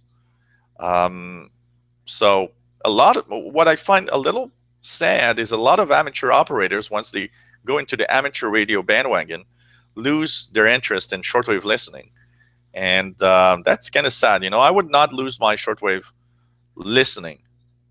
I just add that side to radio listening, and I'd probably add a amateur radio channel to my channels because it could be fun, But that is true. I would really need to get my amateur radio license. That's for sure. One thing that I wanted to talk, we have a few questions from viewers, and I wanted to talk about something, and I also want to maybe focus, one thing that I want to add to my Hangouts is have a focus on every Hangout. I have a little part where I'll talk about a shortwave station, and, try to help everyone know their schedule and tune in to that station. And today we're gonna a little later on, I'm going to talk about RAE, Radio Argentina Exterior, which is the Argentine broadcaster. It's hard to hear. It's not one of the easiest stations, but I think it's a very interesting station. And here in North America, the best bet is in the evening. So I'll come back to that a little later on. So we talked about Radio Australia. That's going to really reduce its shortwave outlet. Thanks to Sheldon, we have the shortwave, the SWL Fest in Pennsylvania. Once again, if you want to have details of that radio festival, which is Just going to go here. So the radio festival is, and I lost the link here. That's so cool. SWL Fest. Here it is, I think. So it is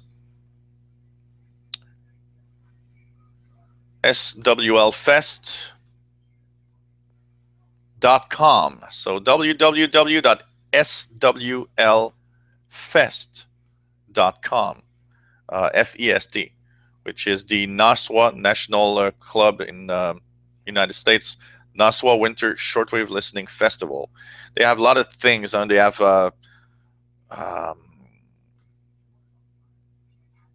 the forums that they'll have. They have the broadcasters are going to be there. A lot of broadcasters are actually there. This is, by the way, the Shortwave Fest is the biggest event in the world for radio and shortwave enthusiasts. So it's a great, great thing. And you can register online and go to the fest, and you have different pricing depending on what you want to do, and the possibility to stay there for both days of the Shortwave Listening Fest. February 27th and 28th, 2015. DoubleTree guest suits at 640 Fountain Road, Plymouth Meeting, Pennsylvania.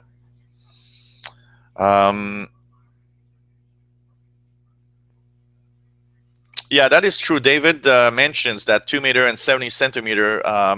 You don't only do terrestrial comms, but satellite. That is something I will add. Some of you that might have watched my VHF, UHF channel, I have a few posts of listening to amateur satellites with my ICOM receiver, and that is actually something quite fun. That probably the VHF, UHF part of my amateur radio operations would be satellite.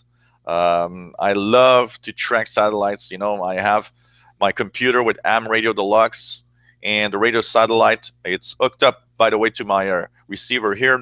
The white, if you look at this little white USB, is plugged into the back of my radio here.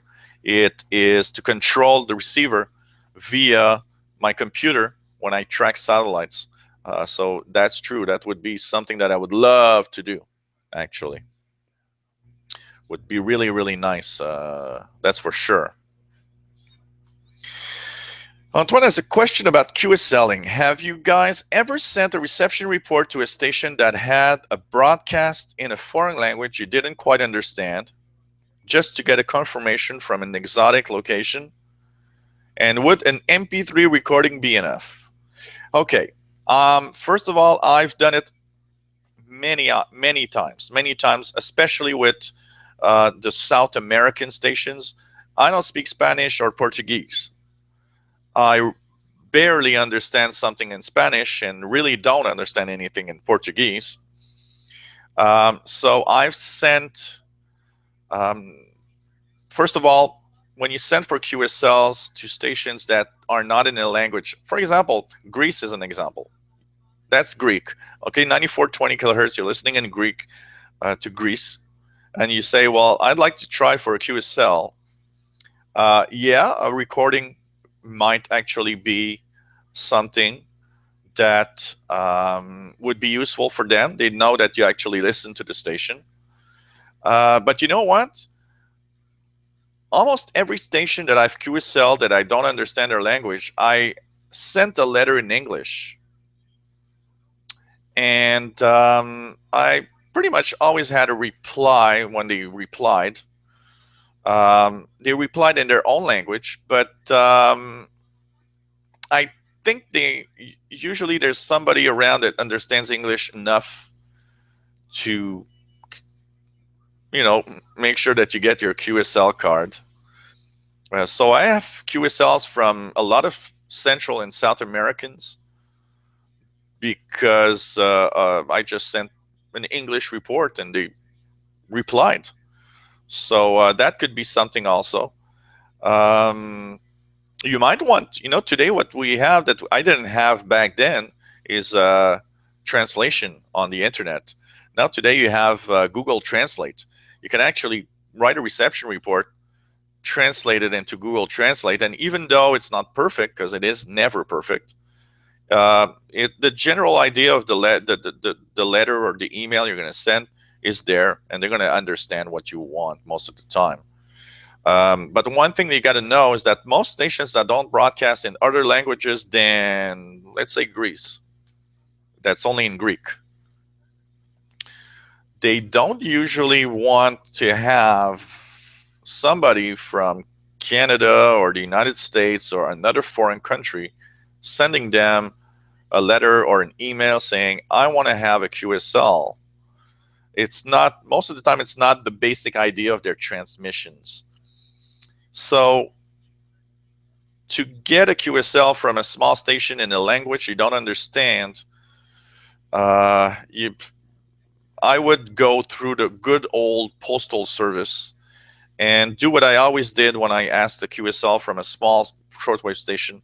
I always enclose like $1 or $2 US inside the envelope in a way that you can't see it through the envelope. And that's pretty much how I did receive QSLs from a lot of South American stations and a lot of Africans.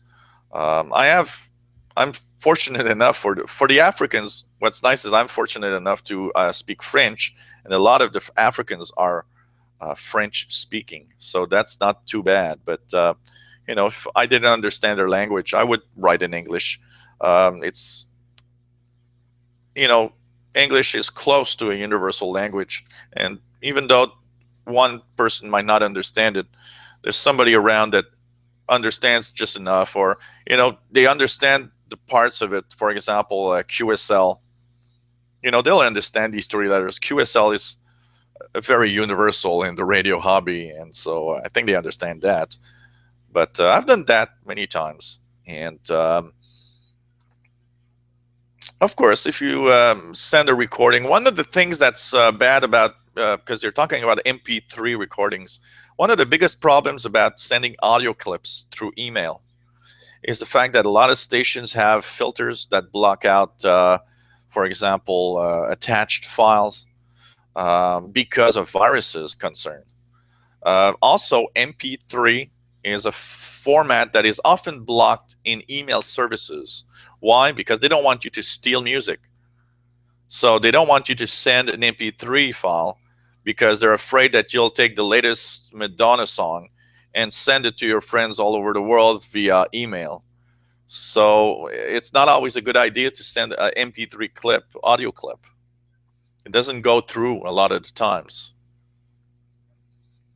So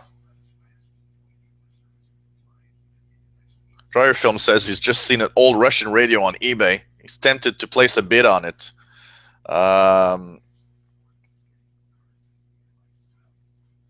That's you know, I don't go. I go to eBay, but I don't spend too much time on the radios on eBay, because if I spend more than 15 minutes looking at radios, I'm afraid I'm going to click buy it. I have some kind of, you know, there's something inside me that just wants me to click every radio I see, and I just want everything. Wow, if I'd be a millionaire, I don't know how many radios I'd own, but it would be crazy. You know, they'll probably send me away somewhere because of that. And Sheldon says, Angel, I had the same dream to have a radio show. And actually, Sheldon has a show on a local station here, CKUT, which is a FM station on 90.3, which is a station attached to the McGill University. And he says that he had the international radio report on CKUT for 27th year now on the air. What's made it so much more interesting and fun in the last few years is what we have so many listeners worldwide each week, either live or through the archives of CKUT webpage. And by the way, if you guys want to try to listen to, the podcast of the International Radio Report, it's just go to ckut.ca, ckut.ca, Charlie Kilo Uniform Tango dot Charlie Alpha. In there, you'll find a show called the International Radio Report that Sheldon hosts every Sunday mornings on at 10:30 a.m. Local time, which is 15 at this time of year is 15:30 UTC, 14:30 UTC in the summer, and it's actually a great show. I listen to it very often. It's one of my Sunday morning listening, and it's a great little show. A lot about local stuff, a lot about new or what's happening in the radio scene around Montreal and here in Canada, and with part of it of being international. And yep, it's true that there's a big international audience. And says the WBCQ option to get a show on shortwave sounds interesting for sure. So yeah, that's true. I'm sure it is fun. I think when we love radio to the point that we love radio, we don't want to just listen to it. We want to be part of it. And having our own show is that. You know what? I've had a very small, when I was about 15 years old, I'm very electronically inclined. And when I was about 14, 15 years old, I built a 1-watt AM transmitter that I've seen in a radio magazine. And it actually worked. It was very crappy in the way it worked, but it did work. And what I would do is put myself on a medium wave frequency that had no stations and just call up my friends and say, hey, can you hear me on 1150 kilohertz AM? And I'd make maybe 2 or 3 blocks around where I lived. Technically it was illegal because it was too much power for the transmitter. You're not really allowed that much power without a license. But I would go on Friday nights, fire up that little 1-watt transmitter, and do a radio show. Actually, I'd do a 30 minutes, 1 hour radio show, and a few of my friends would listen to it on their AM radios, and they'd be like really, really, like happy. Say, wow, it's my friend Gilles. He's on the radio. And I really, really would love that. It's like it's something that I would do today. You know what? If it wasn't for the fact that it's very complicated and expensive to get a radio license, one of probably the things that I would really love and look at seriously is a low power AM or FM station that I could, do some programming and stuff. But it's dreadfully complex to get, a license. In my sense, way too complex. And it's sad because I think we would have more stations on the air and more interesting programs if it wouldn't be that complex. So, it's something that's always part of us, I think, when we are really fond of radio. That's for sure. So we are at 1 hour and 53 minutes into our hangout. And so we have all sorts of things. I have questions here. And we're going with the flow. We're at 125 spectators, which is cool. As you see, and as every time it is, there's always just a minority of people watching that actually interact. And most people are just there watching and having fun with us, and that's okay. I mean, I don't ask for everyone to give us, let us know that they're there, but it's always fun to know if you are there and where you are from. So, hey, Robert Cole from Philadelphia, welcome to the Hangout. Just said hello.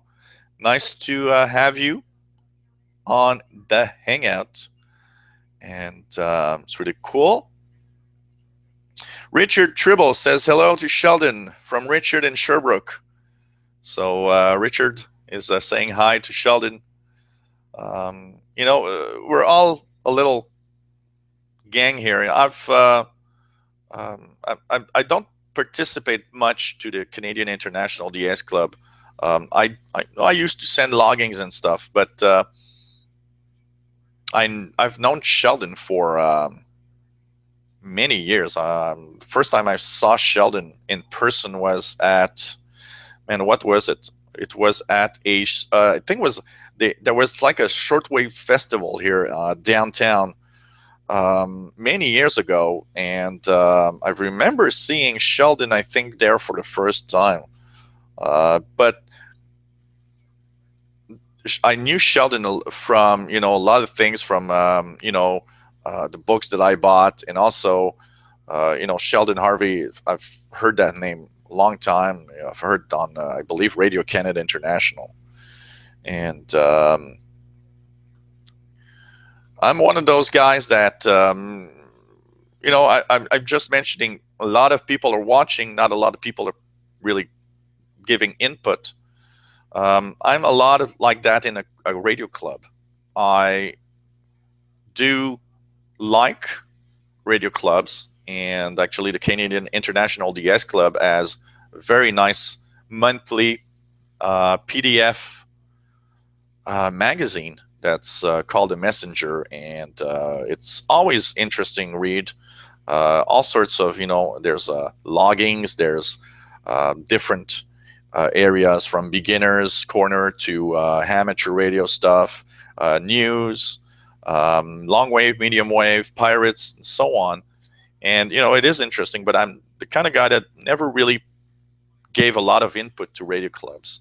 I would just go on, and the major input I've had in a radio club was we had here in Quebec a club called the Club en Cours du Québec, which means the Quebec Shortwave Club. Was the only French-speaking club in North America. It was actually fun. I remember when I first heard of that club, and I think it was through maybe Radio Canada or something like that in the 80s. And actually had loggings in the past, well, the last years that it existed in the 90s. For 1 year or two, I had I would write the loggings section for them, and they pretty much a little like killed themselves in a sense, because it was a fun experience, but it was a dreadful club. It was kind of a club where everybody's like pulling on their sides, and wasn't friendly, I would say. A club is supposed to be friendly and have some cool people that just meet and have fun with radio, but that club was not like that. It was almost like if you were doing something, there was always something wrong, and they would always say, well, you shouldn't do this like that and like that. I mean, it's okay for people to give you input and say, well, I would change this in this way, and it's fine. That's how you make a great program, by listening to what people say. But they were like really, really nasty and really mean in the comments and stuff. And at one point you just say, I'm not paid for this. I'm doing this because I want to have fun. I want to share the fun with everybody. I don't want to have some stupid comments and some people just probably doing the comments just because they don't like you or so on. So it's sad, because it was a nice experience. I like that club, and I've been an on and off member of the Canadian International DX Club, not because it's not a good bulletin or anything. I'm a little bit like that. I'm off and on in clubs, And now I have my own thing and so on. I've basically I don't remember which guy told me that, but one of you guys once told me, you know what, you got your own club, you got 3,000 subscribers to your YouTube channel, and you get hundreds of people watching your Google Hangout feed, and it's like, what, you can say it's kind of an online radio club. Yeah, that's true. So if you guys have any questions, you can join me and ask away in 3 different ways, even more. You have the Google Hangout itself. If you have a Google Plus account, you can, when you get to the Hangout window where there's the video playing, you have a little text on the bottom left that shows up and says you can interact. You can click there. That's the questions and answer tab. It's a spot where actually, if you send questions, I can see them here. So that's cool. You also have Twitter at Shortwave Radios. So there's many radios. There's an S, Shortwave Radios. There's email, which is officialshortwaveradio@gmail.com. You can just leave a comment below the video that you're watching right now, and I see all of that from different areas. So one thing I wanted to talk about also today is radio interference, which is the major problem. But before we do that, I'm going to take a 2-minute break. Okay, I'm going to go pee. And when you drink a little beer while you're doing the hangouts, you kind of have Mother Nature creeping up on you. So I'm back in 2 minutes, and we're going to talk about radio interference.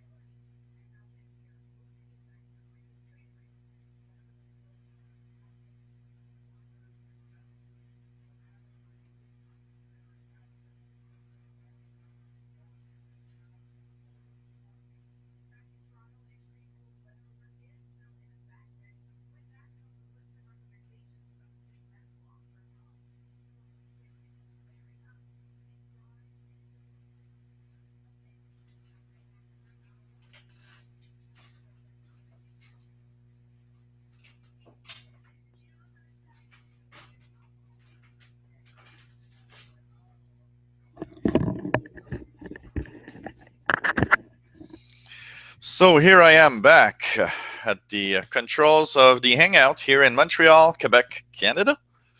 We're in the northeast parts of North America, talking about shortwave radio and radio in general. It's nice to see everybody watching. It's always cool. What do we have here? Just to check really fast. Okay. We have a few questions that I'll just talk about in a few minutes. So we have a few questions here that I'm just pulling away so that we will come to those a little later. Any other people? We have check-in from Sven. I won't pronounce your full name because I'm probably going to pronounce it really, really badly. So he's in Sweden. Wow. First time he's watching, and I think it's the first time we have Swedish hangout guy. So hey, thanks for being here. And he says he enjoyed the hangout. He doesn't understand English that well, but he finds that it is interesting. So it's cool. Thank you, Sven, from Sweden. We are in northern country also here in Canada. So I'm just going to fill up a little bit on the beer here. Okay. Antoine asked me the question, have you ever had interest in listening to medium wave frequencies? I recently built medium wave receive wire antenna, directional, pointed, 55 dB attenuation from the back, and a lot of forward lobe gain to Quebec. Heard some local low power stations from Montreal. Amazing fun. Yeah, you know what? I did listen to medium wave a lot in the 90s. I really, really enjoyed listening to faraway stations. I logged in the early 90s. I logged a few Europeans. I believe Norway was on 13, 14 kilohertz and stuff like that.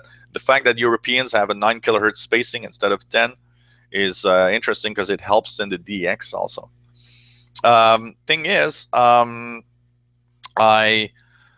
am not DXing anymore because the noise level on medium wave here is horrible.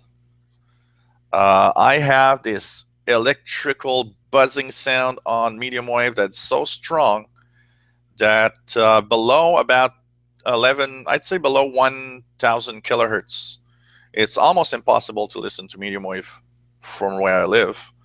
And it's actually, the noise level is so high that even strong local stations compete against the noise from where I am.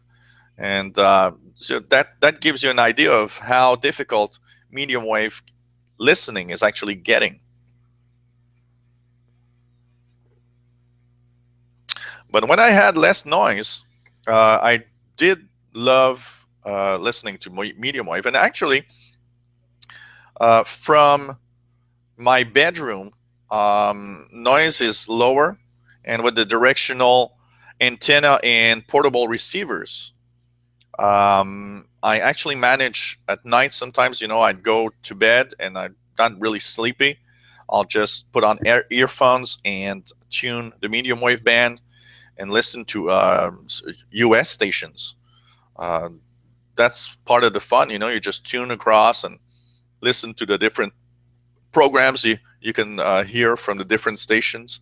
So, but I've pretty much quit the medium wave. Maybe if I have a good loop antenna, that interest might come back. But for now, medium wave is very difficult. It's not like before. I don't hear stuff. I remember hearing, I think it was what was it? Jamaica or Barbados, that's on 535 kilohertz, something like that. I heard a few stations like that. It was pretty cool, but unfortunately, it's almost impossible now due to the noise level. And we have Dermot Breheny. Hello, Jill, and all watching. Enjoying the show as always. Keep up the good work from Dermot in Galloway City, Ireland. He uses a Yupiteru MVT 7100. Well, welcome to the hangout all the way from Ireland. Nice to have you. Hope I didn't, I hope I pronounced your name okay. But, I understand, you know what, you guys, if I scrap your name when I say it, don't worry. My name is Gilles, but the way it's written, Gilles. I don't think I've ever heard an English-speaking person pronounce my name correctly. From international broadcasters where they mention my name on the air to pretty much everybody that just reads. When I write to pirate stations, that's always funny because you write to pirate stations, and when you write emails to pirates, they often mention your name on the air while the program is playing. And wow, Gillis Gillis is probably the best way that they'll just say my name, Gillis, which is okay. I'm used to it, and when we have a name that's not always it's not a name that you see every day. But so welcome from Ireland. Nice to have you on the Hangout. So as we're talking about interference, I thought we'd talk a little bit about how to maybe identify the interference sources around your home, the ones that you can actually do something about. Because there's two types of interference: the one you can do something about, and the ones that are out of your control. And the ones out of your control are the ones that are from the neighbor's house, or the electricity, or some kind of utility outside of your home that you have no control on. In your home, there are different appliances, and you know what? As we go into more and more electronics in our home, the biggest problem we have is the fact that we have more and more noise generated by our own devices. And how can you ID or find that source of noise? It's easy when you buy something new and it coincides with a new noise on your radio. A great example of that is my router, the one that I actually have for my wireless internet here. The power supply from that router is, of course, a little switching power supply, and it's horrible. It's so horrible that I actually took out that power supply and found a good old magnetic, big wall wart, very heavy power supply, and exchanged it because I knew it was the same voltage. And it fixed my noise problem with that. But if, I have the technical knowledge to do that. But one thing that you can do while you listen to the radio is, of course, if you can identify the noise sources inside your home, you'll be able to switch off. You can switch off something while you actually listen to the radio. And that's something that I sometimes do. For example, you can't see it, but on the corner there of my, which I can show you for a few seconds, I have a laptop computer right here. And that laptop has a dreadfully noisy power supply. And it's just so noisy that when I listen to shortwave, I actually run the laptop on battery if I want to run it. And most of the time, I even just unplug it and don't use it while I listen to the radio because it's too noisy. And there's a way you can actually go in your home and understand and listen to know where the noise source is, and it's by using a portable radio. Now, this is a Texan PL600, but if you have only a little analog receiver like this, it still works. If you have one with a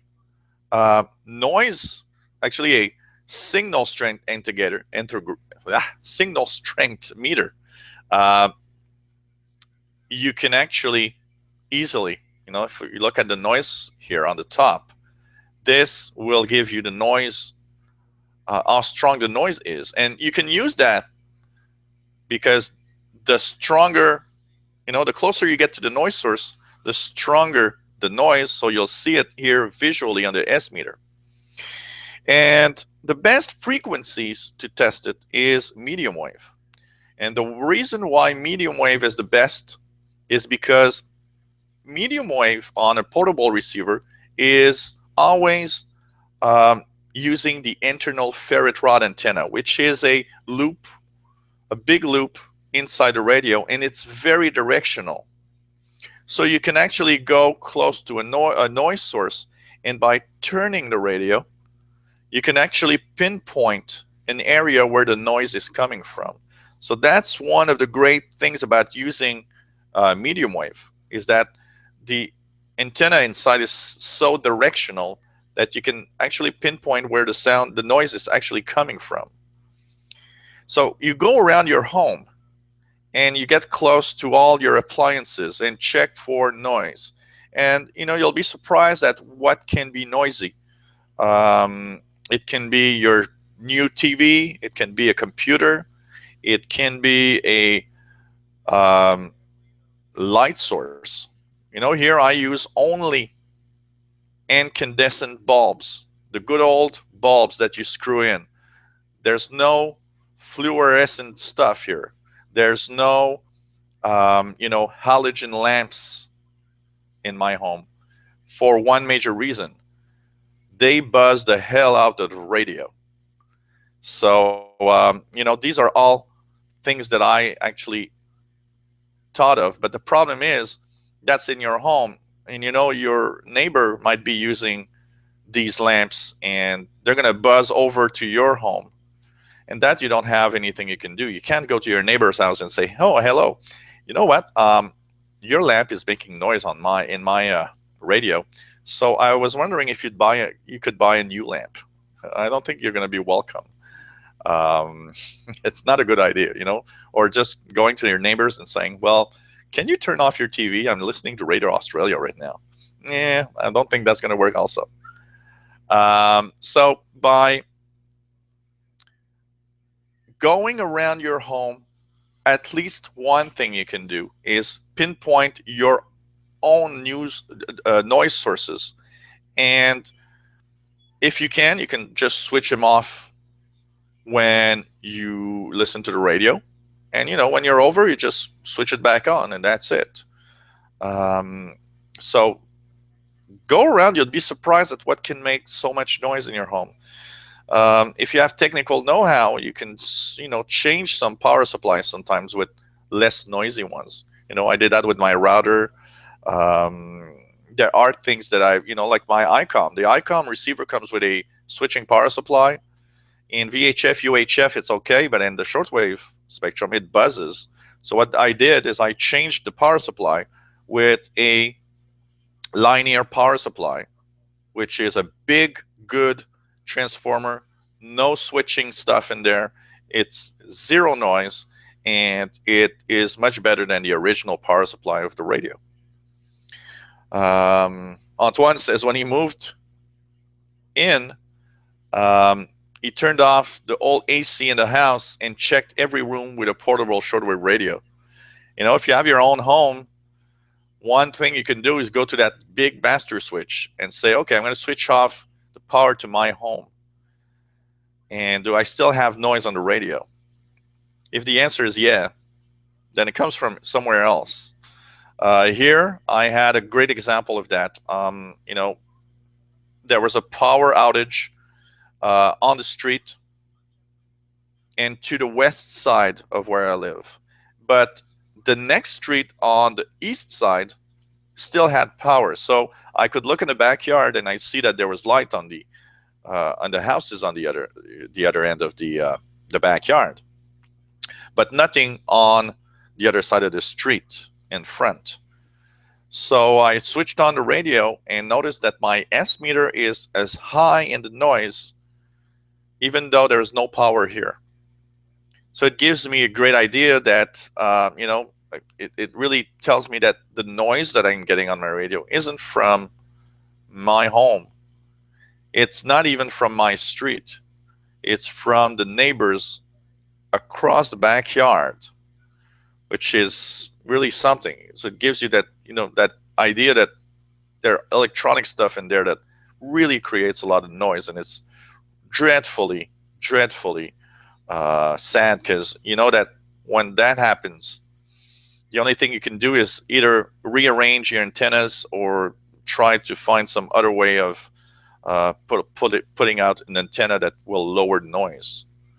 So A Driver Films is going to have to go, and has to go to university in the morning. Great hangout again. We'll be watching the next one. 73 is Driver Film. Take care. Always a pleasure. Take care. Have a nice week, and see you in 2 weeks. That's for sure. So we're at 2 hours, 18 minutes. We still have 124 spectators. It's staying pretty much at the same level, which is nice. And, I usually check out the counters and see when it starts dropping. It means that people are, uh, starting to leave. And so, it's always a little, that time where, I start winding down the stuff. But we're going on here. As I was saying, it's still a no time limit, so it can go on for very long. Just looking here for other check-ins into the hangout. We have Bob in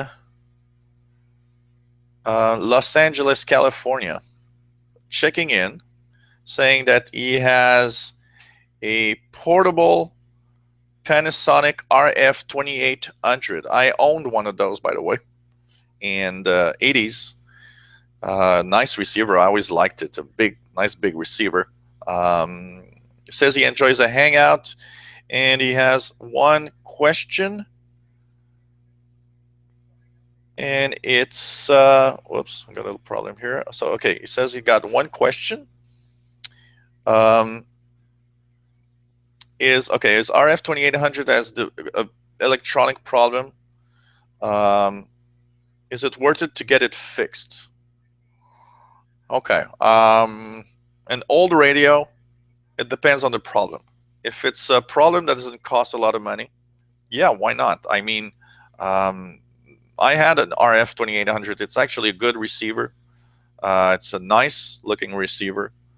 I sold mine at a garage sale, and I always regret it, afterwards. I think about it today and said, what the hell did I sell that radio for? I sold it for, I think it was $75.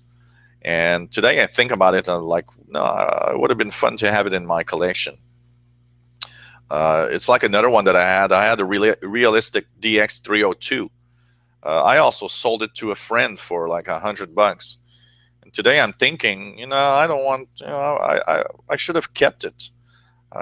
These would have been nice radios in my collection today, but things happen. So if go in to an electronic shop and ask them to check it out and give you an estimate of how much it's going to cost. If they tell you it's like $40-50, might be worth it. It's a nice radio. If they tell you it's going to cost $150, well, you have to think about the fact that for $150 you can buy yourself a brand new radio that will perform better probably than the RF 2800, even though it's another receiver. It depends really how fond of that receiver you are. Personally, I check it out. Can you just give me a little description of what's the problem? Sometimes even not over the air, I can actually tell you or already pinpoint what's wrong. Let me know.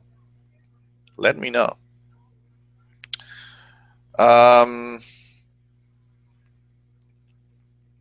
Let's check here. What do we have?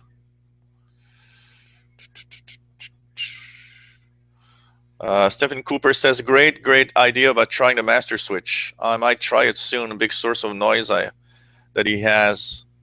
Oops, I'm just gonna stop this here. Okay. So he says that he has is caused by fiber broadband. You know what? That's something we don't think about. But I'd say one of the noise sources that I think I have here is the here we have Bell Canada. My antenna crosses below the Bell Canada wire in the backyard, which has telephone, broadband internet signals. And so with the new technology today, I think that wire from that company actually creates white noise across the bands. So that is something. It says that when I moved into the house, there was telephone extensions in most rooms in the house. This was spreading the noise from the fiber broadband through the house and maybe amplifying it as well. I unplugged all these extensions from the main master socket, and the noise, which covered 9 megahertz and higher, was gone. That is true. You know what? I actually don't use Bell phone anymore. That would actually be something that I should try to disconnect the telephone cable from the inside of the house here. Just in a way that I can fix it back if I ever move. But that is a possible news source, the noise source, of course.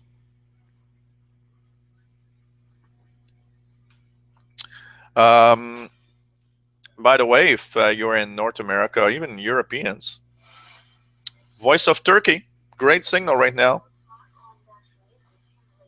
5960 kilohertz, tuning Voice of Turkey. They have an English broadcast at 2300 hours UTC every day. 5960 kilohertz. Usually gives out an okay signal. It's not as good as the summer frequency they use, but it's not bad. Actually, here it's an S9 plus 20. So why not tune around the Voice of Turkey? This is actually one of the broadcasters that I like. I love Voice of Turkey. They have a great DX Corner program. It's really nice. So check it out. Richard says that WKBW strong on 1520 kilohertz. And yeah, these are medium wave 1520. Let's try 1520. Yeah, very strong here, 1520 kilohertz. This is a medium wave frequency with a US station, which is WKBW. I believe it's in New York, if I'm not mistaken.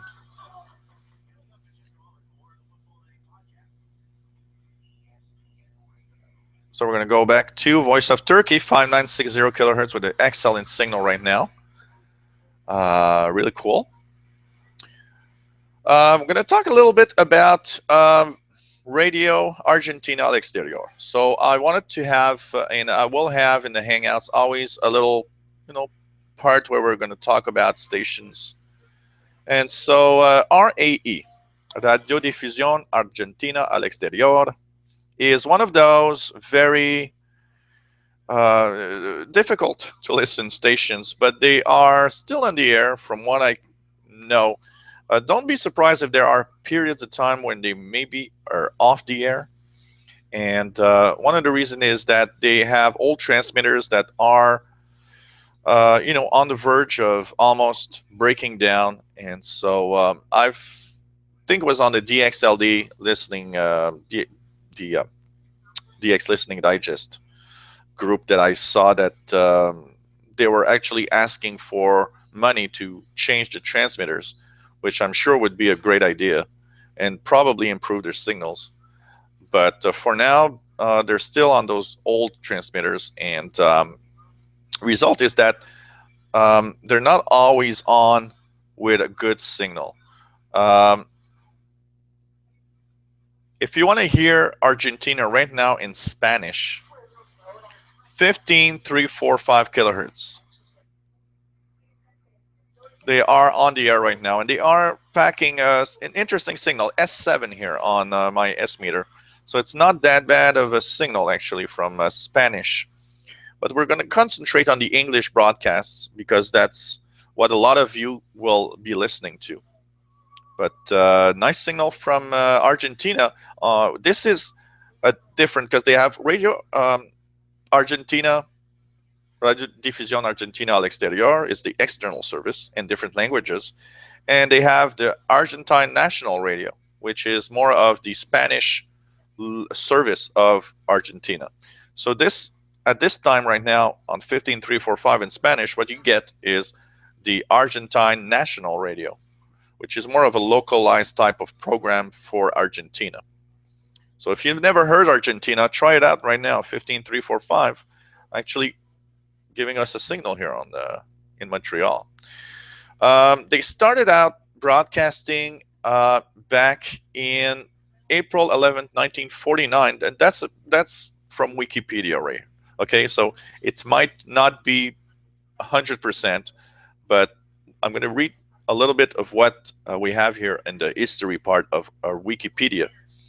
RAE was founded on April 11th, 1949 by the Argentine president Juan Perón as SIRA, Servicio Internacional de la República Argentina.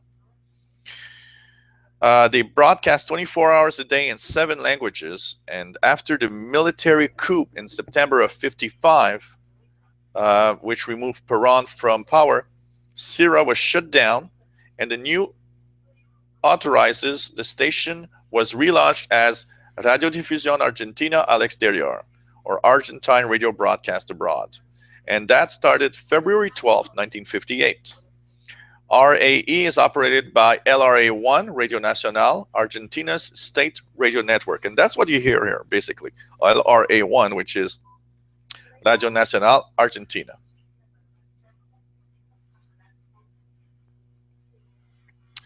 At present, the station broadcasts in 7 languages, which is Spanish, German, French, English, Italian, Portuguese, Chinese, and Japanese. They used to broadcast in Arabic until Arabic programming was canceled by station management some time ago. Now, if you are trying to find a link to Radio Exterior, is Argentina al Exterior, it's kind of difficult. All their internet links that I've tried before the Hangout don't work. And so, and I even had on my internet radio, here we have the Sanjian internet radio, I had a direct link, feed link to the Argentina station. And when they would broadcast and I could not hear them on shortwave, I could at least listen to their programs via my internet radio. But even that doesn't work anymore. So it's kind of difficult. They seem to have a very buggy and problematic internet connection there. But if you want to listen to their English language, there's 2 broadcasts from Argentina. There's 02 to 0300 hours UTC, and they're on 11710. They usually are a little off, like 11710.8 often shows, and it's a clear indication that's Argentina.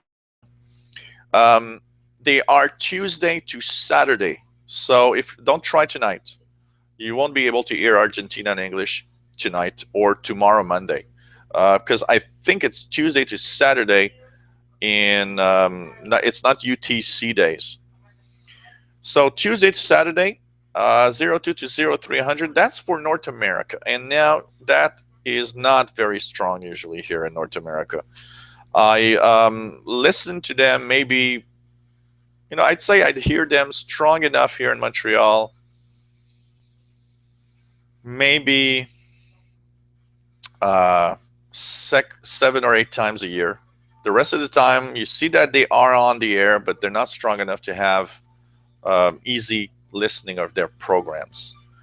The best times here in North America, I can tell you, is in spring and in the fall, around the equinox. So, like from mid-February to mid-April, and from mid-August or late August to mid-October is probably the best time for probably the strongest signal of Argentina on that frequency. The other broadcast they have is to Europe from Monday to Friday, and that's on this 2 frequencies, 9690 kilohertz, and this 15345 frequency is actually English, 18 to 1900 hours UTC, and that's to Europe. And so I would say that 15345 to Europe is probably better for you guys than 11710 to North America. But so, Argentina, why not try it out? They have interesting programming. I always liked their very friendly style of program. It sounds more exotic. They have lots, if you like music, Argentine music. They have lots of Argentine music that sounds, very nice. Reminds me a little bit of HCJB that had that really cool Ecuadorian music. It sounded really, really exotic. So Radio Difusión Argentina al Exterior. Now, they are sometimes out the air, sometimes on the air. So if you don't hear them, try them in a week or two and sometimes. But you see, they are broadcasting in Spanish, so hopefully their transmitters are fully functional right now. There was I think it's last year or the year before, they had a little period of time when they weren't on the air for many months before they came back. So why not try it out? It's a station we don't talk about often or hear often. They're having music right now, nice little music. And it's a nice station to check for. Radio Difusión Argentina al Exterior. You are watching. We have Carl Jones says Turkey is very clear on 5960 in England. So, yep, signals coming across Europe up to North America, because 5960 is actually the North American service of Voice of Turkey. And, it crosses all across Europe, and 5960 is a good one. Sheldon Harvey says, right you are about some clubs taking themselves much too seriously. It should be about radio and friends, not politics. And that is so true. That was the problem with the Club on Côte du Québec, which was very, for those that, are international viewers, here we have issues. Every country have issues, but here in Canada, one issue we have is about the province of Quebec where I live, which is mostly francophone, they speak French. And the rest of Canada, it's like a battle all the time. And you know what? That's one thing you don't want to talk about because it's not worth it. Okay. And that French club was actually made up of people that were very, very pro Quebecois, very pro province of Quebec French. And I think that's where all the tension was also. Radio is radio, and we're all having fun here, and it's not politics. Who cares? That's personal for everyone. And a club that wants to have people watching, people participating in a hobby that is shortwave radio is something that just needs to be, clean, fun. We're listening to radio, and that's it. There was just an idea at the moment, by the way, from Radio Argentina al Exterior, or Radio National Radio. So we're at 2 hours and a half in the hangout. Man, it's incredible how fast these hangouts are going. On this Sunday evening, January 25th, 2015. So we're slowly losing our European audience as it is getting late at night for you guys, and I understand that. That's why I start at 2100. It gives a chance to, at least at the start, to have all the European audience, and as the night goes on, we have North American audience still here. Let's look at the check-ins here for any other comments. Richard Tribble in Sherbrooke says that Argentina is S9 and peaks at +10. So you see here I have about S7 to S9. Very clear signal, because on the 19-meter band here I have very low noise. Extremely good signal and very easy to understand Argentina right now. Dave in Ohio, hi, welcome to the hangout, says Buffalo, New York for WKBW. Thanks for that answer. Buffalo, New York for WKBW. And welcome to the hangout, Dave. Don't be shy. If you have any questions, it's always nice. What's happening with? Okay, we have Susan in California says, "What's happening with the propagation conditions? Seems that shortwave in the past few weeks was horrible." Um, we have a little slowdown in the propagation right now because we have the sun is rather quiet. In the past few weeks, the sun has been quiet, and the fact that we have quiet conditions plus a the long nights of winter in North America.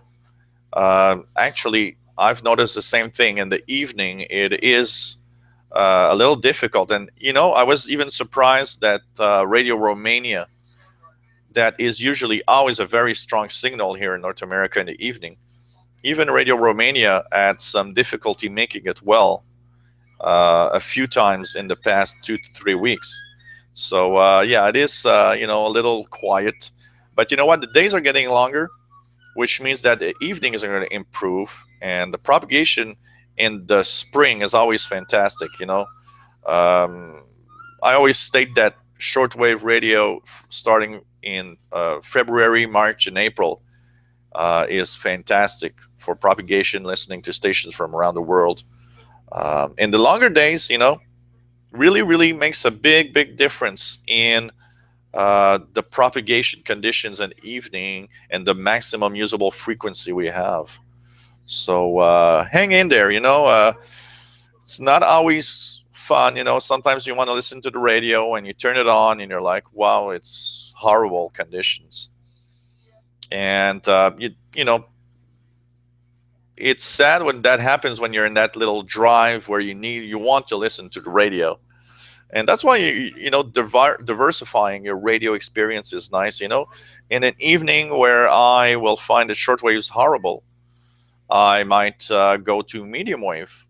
I might go to the VHF UHF range and listen to satellites. I'm still doing radio. I'm just not doing shortwave radio. So Antoine says, have you tried globaltuners.com? I have, and used it to check out reception of handbands, especially from Asian locations. Always fun to see what you would be listening to from a faraway place. I love Global Tuners. Global Tuners I use all the time. And you know what? I actually use Global Tuners to listen to broadcasts I don't hear here in North America. An example, I will often tune the Italy, Crema Italy receiver, or there's another one in Odenwald, Germany. And I use them to listen to Voice of Mongolia that have English to Europe on, I think it's 3985 kilohertz in the 75 meter band. And I actually used a lot of these receivers to listen to no conditions. I like that to know the conditions. For example, I'll often use an Asia receiver and try to listen to KNLS Alaska, just by curiosity, knowing how the signal of KNLS in Alaska, how the signal's doing in Asia, where they're broadcasting, basically. I'd use Australian receivers to see how conditions are, or sometimes to listen to stations like I've used a lot of Hong Kong receivers to hear those weird, exotic, North Koreans and all those stations that try to broadcast these messages to, like Voice of Hope that tries to broadcast to China and is always, very often, is blocked by jamming. And actually, that's what we hear. When you hear the fire drakes, which are these continuous Chinese music, that's a jamming. That's Voice of Hope being jammed by China. And instead of outputting white noise like the Russians did in the 80s, they just put Chinese music all the time. And actually, I've had a few people tell me that they actually enjoy the Chinese music they hear there. It's jamming, but, well, there's something about the way they jam. But Global Tuners is fantastic. Anyone that never tried it, If you go to globaltuners.com, there's a free register. You just register for free, and you can use online receivers, tune them around. Please be polite. One of the things that I hate on Global Tuners is those people that just get in the same receiver and just don't ask permission and say, I'm going to tune, and that's it. I have the courtesy to ask someone. If I want to tune Crema Italy receiver, I will, if there's someone there, I'm going to say, well, can I tune? Or are you listening to something? I'll come back later. We have to share these radios. And the last thing you want is to actually fight over the radios. One of the things also that I find sad about Global Tuners, a lot of those big gun receivers, because I mean, Global Tuners, a lot of the receivers there are really expensive radios, and they're kept online. And the problem is they're expensive radios on crappy antennas. I mean, an example, I think it was on in an Australian receiver. It's an ICOM ICR 9500. I mean, that radio is an expensive piece of equipment. And for shortwave, all they have is a discount. A discount, for those that never seen it, is looks like an upside down umbrella. Well, actually an umbrella that has no, just the metal bars, and that's good for VHF, UHF, but for shortwave, that's horrible. Listening to a shortwave station with a discount is actually rather bad. So unfortunately, that's one thing also I don't like. And a lot of them, of course, are noisy, but that's not always their fault also. Shortwave is noisy for a lot of people. But when you get a few good receivers, and I mean the Crema Italy one is amazing. That's a really good receiver, good antenna on it, and I love it. For listening to anything that's in Europe, it's fantastic. And you can tune around. It's actually like using a receiver, but you use it, via the web interface on globaltuners.com. I go there at least 4 or 5 times a week to listen to broadcasts. And what I like about the Global Tuners website is that it works with pretty much every devices. So I can actually go to my iPad here and go to globaltuners.com, and I'll be able to tune and listen to stations even on an iPad or a tablet. Even my iPhone works with Global Tuners. So, you can be standing out inside in the middle of a park. You go to Global Tuners, you tune a receiver from the other side of the world, and you tune it on your phone, and you can listen to it. It's just amazing. I've done a few videos where I posted Global Tuners. Actually, I have one video where I talk about Global Tuners, and a few other ones where I show stations I've received via Global Tuners. So that's pretty cool. Pretty cool. So why not go and check it out? globaltuners.com. It is a great resource for shortwave radio listeners.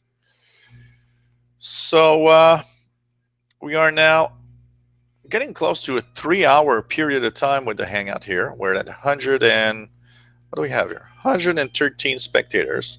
So it's gone down a little bit, but it's not too bad actually. It's been maintaining itself quite well. Any other check-ins here? Let's see.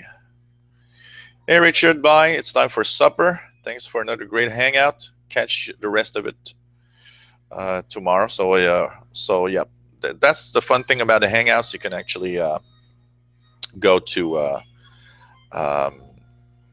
watch the rest of the hangout when it's long. You can check it out afterwards, or you can come back and watch it again, and so on. Or if you missed it, that's what I like about hangouts. I've thought about going to other spots, like going to Ustream, trying to find a way to maybe have a better experience in the hangouts.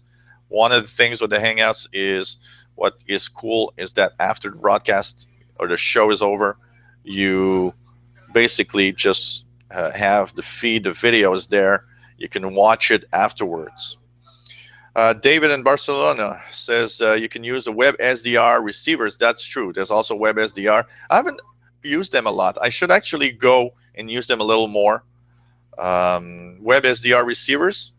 What's good about them is the different users can tune independently on the same receiver. No permissions needed. Like to use the Netherlands web SDR to find which Dutch pirates are on the air that I could hear. Yeah, that is true. The web SDR have that great feature, is that multiple users at the same time can be on the radio, and that's true that it's pretty cool for that. So I should use them a little more and check out the web SDR receivers. One thing that I like to do also with these receivers online is to compare the signal from one pot to the other. For example, I compared many times global 24, 93, 95 kilohertz signal at different areas, different receivers, different areas in North America, in Europe, to see if we can hear them. Also, sometimes I'd listen to a pirate station, and I want to know is where is it actually located. I have an idea. I'll tune around the global tuners receivers in North America and see where the signal is stronger. So it gives you a little idea of, okay, pirate might actually be more in the West Coast or more in this or that portion of North America, and so on. So it's cool. You can compare signals with that, and I think for an amateur radio operator also it's really cool, because when you're sending out a CQ or whatever, you can actually tune an SDR or a global tuners receiver in the area where you're trying to reach, and see if your signal makes it across. That's also something that's quite cool. So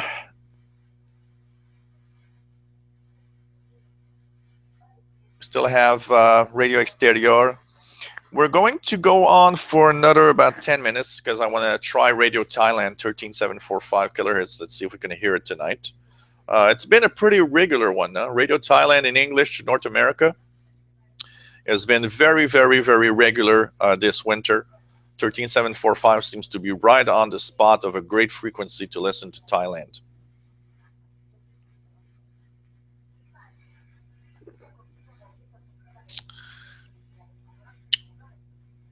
Okay, we have on the email, let's just go and check it out. Francois Boulris says, great show like always, currently listening. He's interested to know what I think of WebSDR. I've been listening to Shortwave via the net from the Netherlands through their wideband WebSDR located at the University of Twente. Interesting way to listen to Shortwave from a remote location. Francois, fellow Shortwave fan from Montreal, enjoy the beer while I sip my Shiraz. Hey, cheers. It's always nice to see another fellow Montrealer. Bienvenue, Francois. And well, that's what I was just saying. This is the web SDR. I don't have a lot of experience with it, and I should actually take more time to tune. I did use them a little bit, but not a lot. So you know what? I'm going to use the web SDR receivers in the next 2 weeks. And when I come back to my hangout, my next hangout on February 8th, I'll give you a little more detail maybe on the experience that I had listening to the web SDR. But Francois, if you never tried them, try the globaltuners.com website. I think that's also a nice one. And, maybe you can next time share your experience of which one you like the most. And by the way, David, you've used probably Global Tuners. What would you say is the positive and the negative of web SDR versus Global Tuners for listening to online receivers? So, bienvenue, Francois. Nice to see you there on the Hangout. We've been going on for almost 3 hours now, which is pretty amazing. I'm just going to use my phone for a few seconds and check the email from here, because sometimes I miss out on people that try to let me know that they are watching. So just to make sure that I don't miss out on anyone. If I didn't mention your name, I'm really sorry. It's not because I don't want to see you.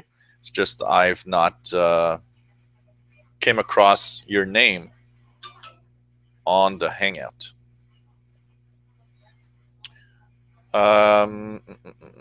So here it's dark. The sun has been set, for about 2 hours now. So we're really in the dark times, darkness of evening. This is okay. Pretty much everything is okay here. Let's go. This is good. This is good. This is good. This is good. This is good. So pretty much everybody's been, I think everybody's been answered and checked for. I'm sorry once again if I miss out on anyone, since there's a lot of spots to check for. So it does happen sometimes. Antoine, gotta go. Good fun. Take care, guys. Tomorrow headed for Burlington, Vermont tomorrow. Getting closer to Montreal now. You ever come to Montreal, Antoine? If you ever do, we have to meet up sometime and have a coffee or beer somewhere. We'll see with the weather. Crazy snow. Happy DXing to all 73. 73, Antoine, take care. It's always a great pleasure to have you on the Hangout from your different locations every time. It's always cool. And hope to see you again in the next Hangout in 2 weeks, February 8th at 2100 UTC. So we're going to wrap up things here while we wait for Radio Thailand. The next Hangout for Shortwave Radio will be February 8th, 2015 at 2100 hours UTC, always on a Sunday. Remember, guys, if you're, because one of the biggest problems I had was when is the next Hangout? When is there going to be a Hangout? And that's the question I hear all the time. And so by putting, the Hangouts every 2 weeks, I hope that the regular schedule is going to make it easier for all of you guys to find me. Remember that if you want to have advanced notification of a Hangout, you can send me an email at officialshortwaveradio@gmail.com. Just say hi, I want to be on the list. And I send an email to everybody on that list about an hour before the Hangout to let everybody know that the Hangout is going to happen. And also, I post the link that you can click to come directly to the Hangout. You can, of course, add yourself to my Twitter feed. Follow me. I have all sorts of little, shortwave radio related stuff throughout the week. I post stuff about the stations I'm listening to, the signal reports of different stations, news or anything about propagation and so on. Anything radio, shortwave radio related. And that is also where I will post the link to the Hangout, once again, about an hour before it starts every time. If you've got questions, if you've got anything you'd like to know, anything that is interesting for you, you can send me questions and so on. And you know what? I have questions that I've put. I always take notes of questions that people ask me. And I keep them close, because if I go into a territory where I'm not really sure what I'm going to talk about, I can always go to the questions to see what I can talk about and continue talking about. And you know what? What's cool is the fact that often when I go into a question, well, there's always a lot of interaction with everybody. And so it feeds the fact that we have lots of things to talk about. David says, I would say WebSDR has the multiple users feature and the waterfall spectrum, which is very useful. Filters are continuously variable, which is positive too. But frequency coverage of the different receivers is limited, and you may not find one that suits you. Okay. I'm going to try the WebSDR. You know what? Even later on, I think tonight I'm going to go and tune around the WebSDR receivers and check them out more seriously, probably. That's an area where I haven't explored a lot. So let's go to 13745. Well, it's a little weaker than usual, but we do have a carrier from Radio Thailand, about S6, S7 here. A little interference out of Cuba, so I just go into upper sideband here. And Radio Thailand just coming up for their 1 hour of English to North America. 30 minutes to East Coast, 30 minutes to West Coast, and it does show because when they switch, I see a difference in the signal. So the next hangout is happening, of course, like I said, February 8th in 2 weeks. So hope I am going to see you guys there, as usual. It's always a great pleasure and really a lot of fun to host and to have these hangouts. You guys are great. You are all always there every 2 weeks. And, you know, it just makes the fact that making these hangouts is even more fun, thanks to all of you following me. And of course, in between real hangouts, I sometimes just fire up the cam and do some in between hangouts that are unannounced and can happen at any time. So if you want to know when I'm actually doing an unannounced hangout, the only place where I actually will post these is in the Twitter feed.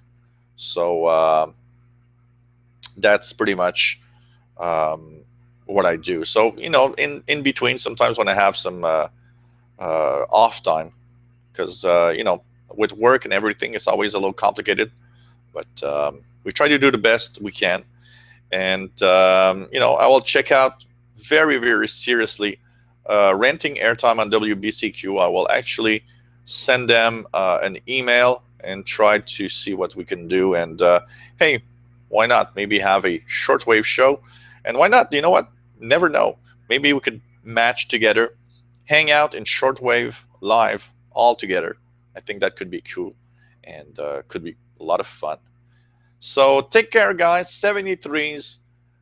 It just, you know, the hangout just passed like this. It was too fast. Was really fun.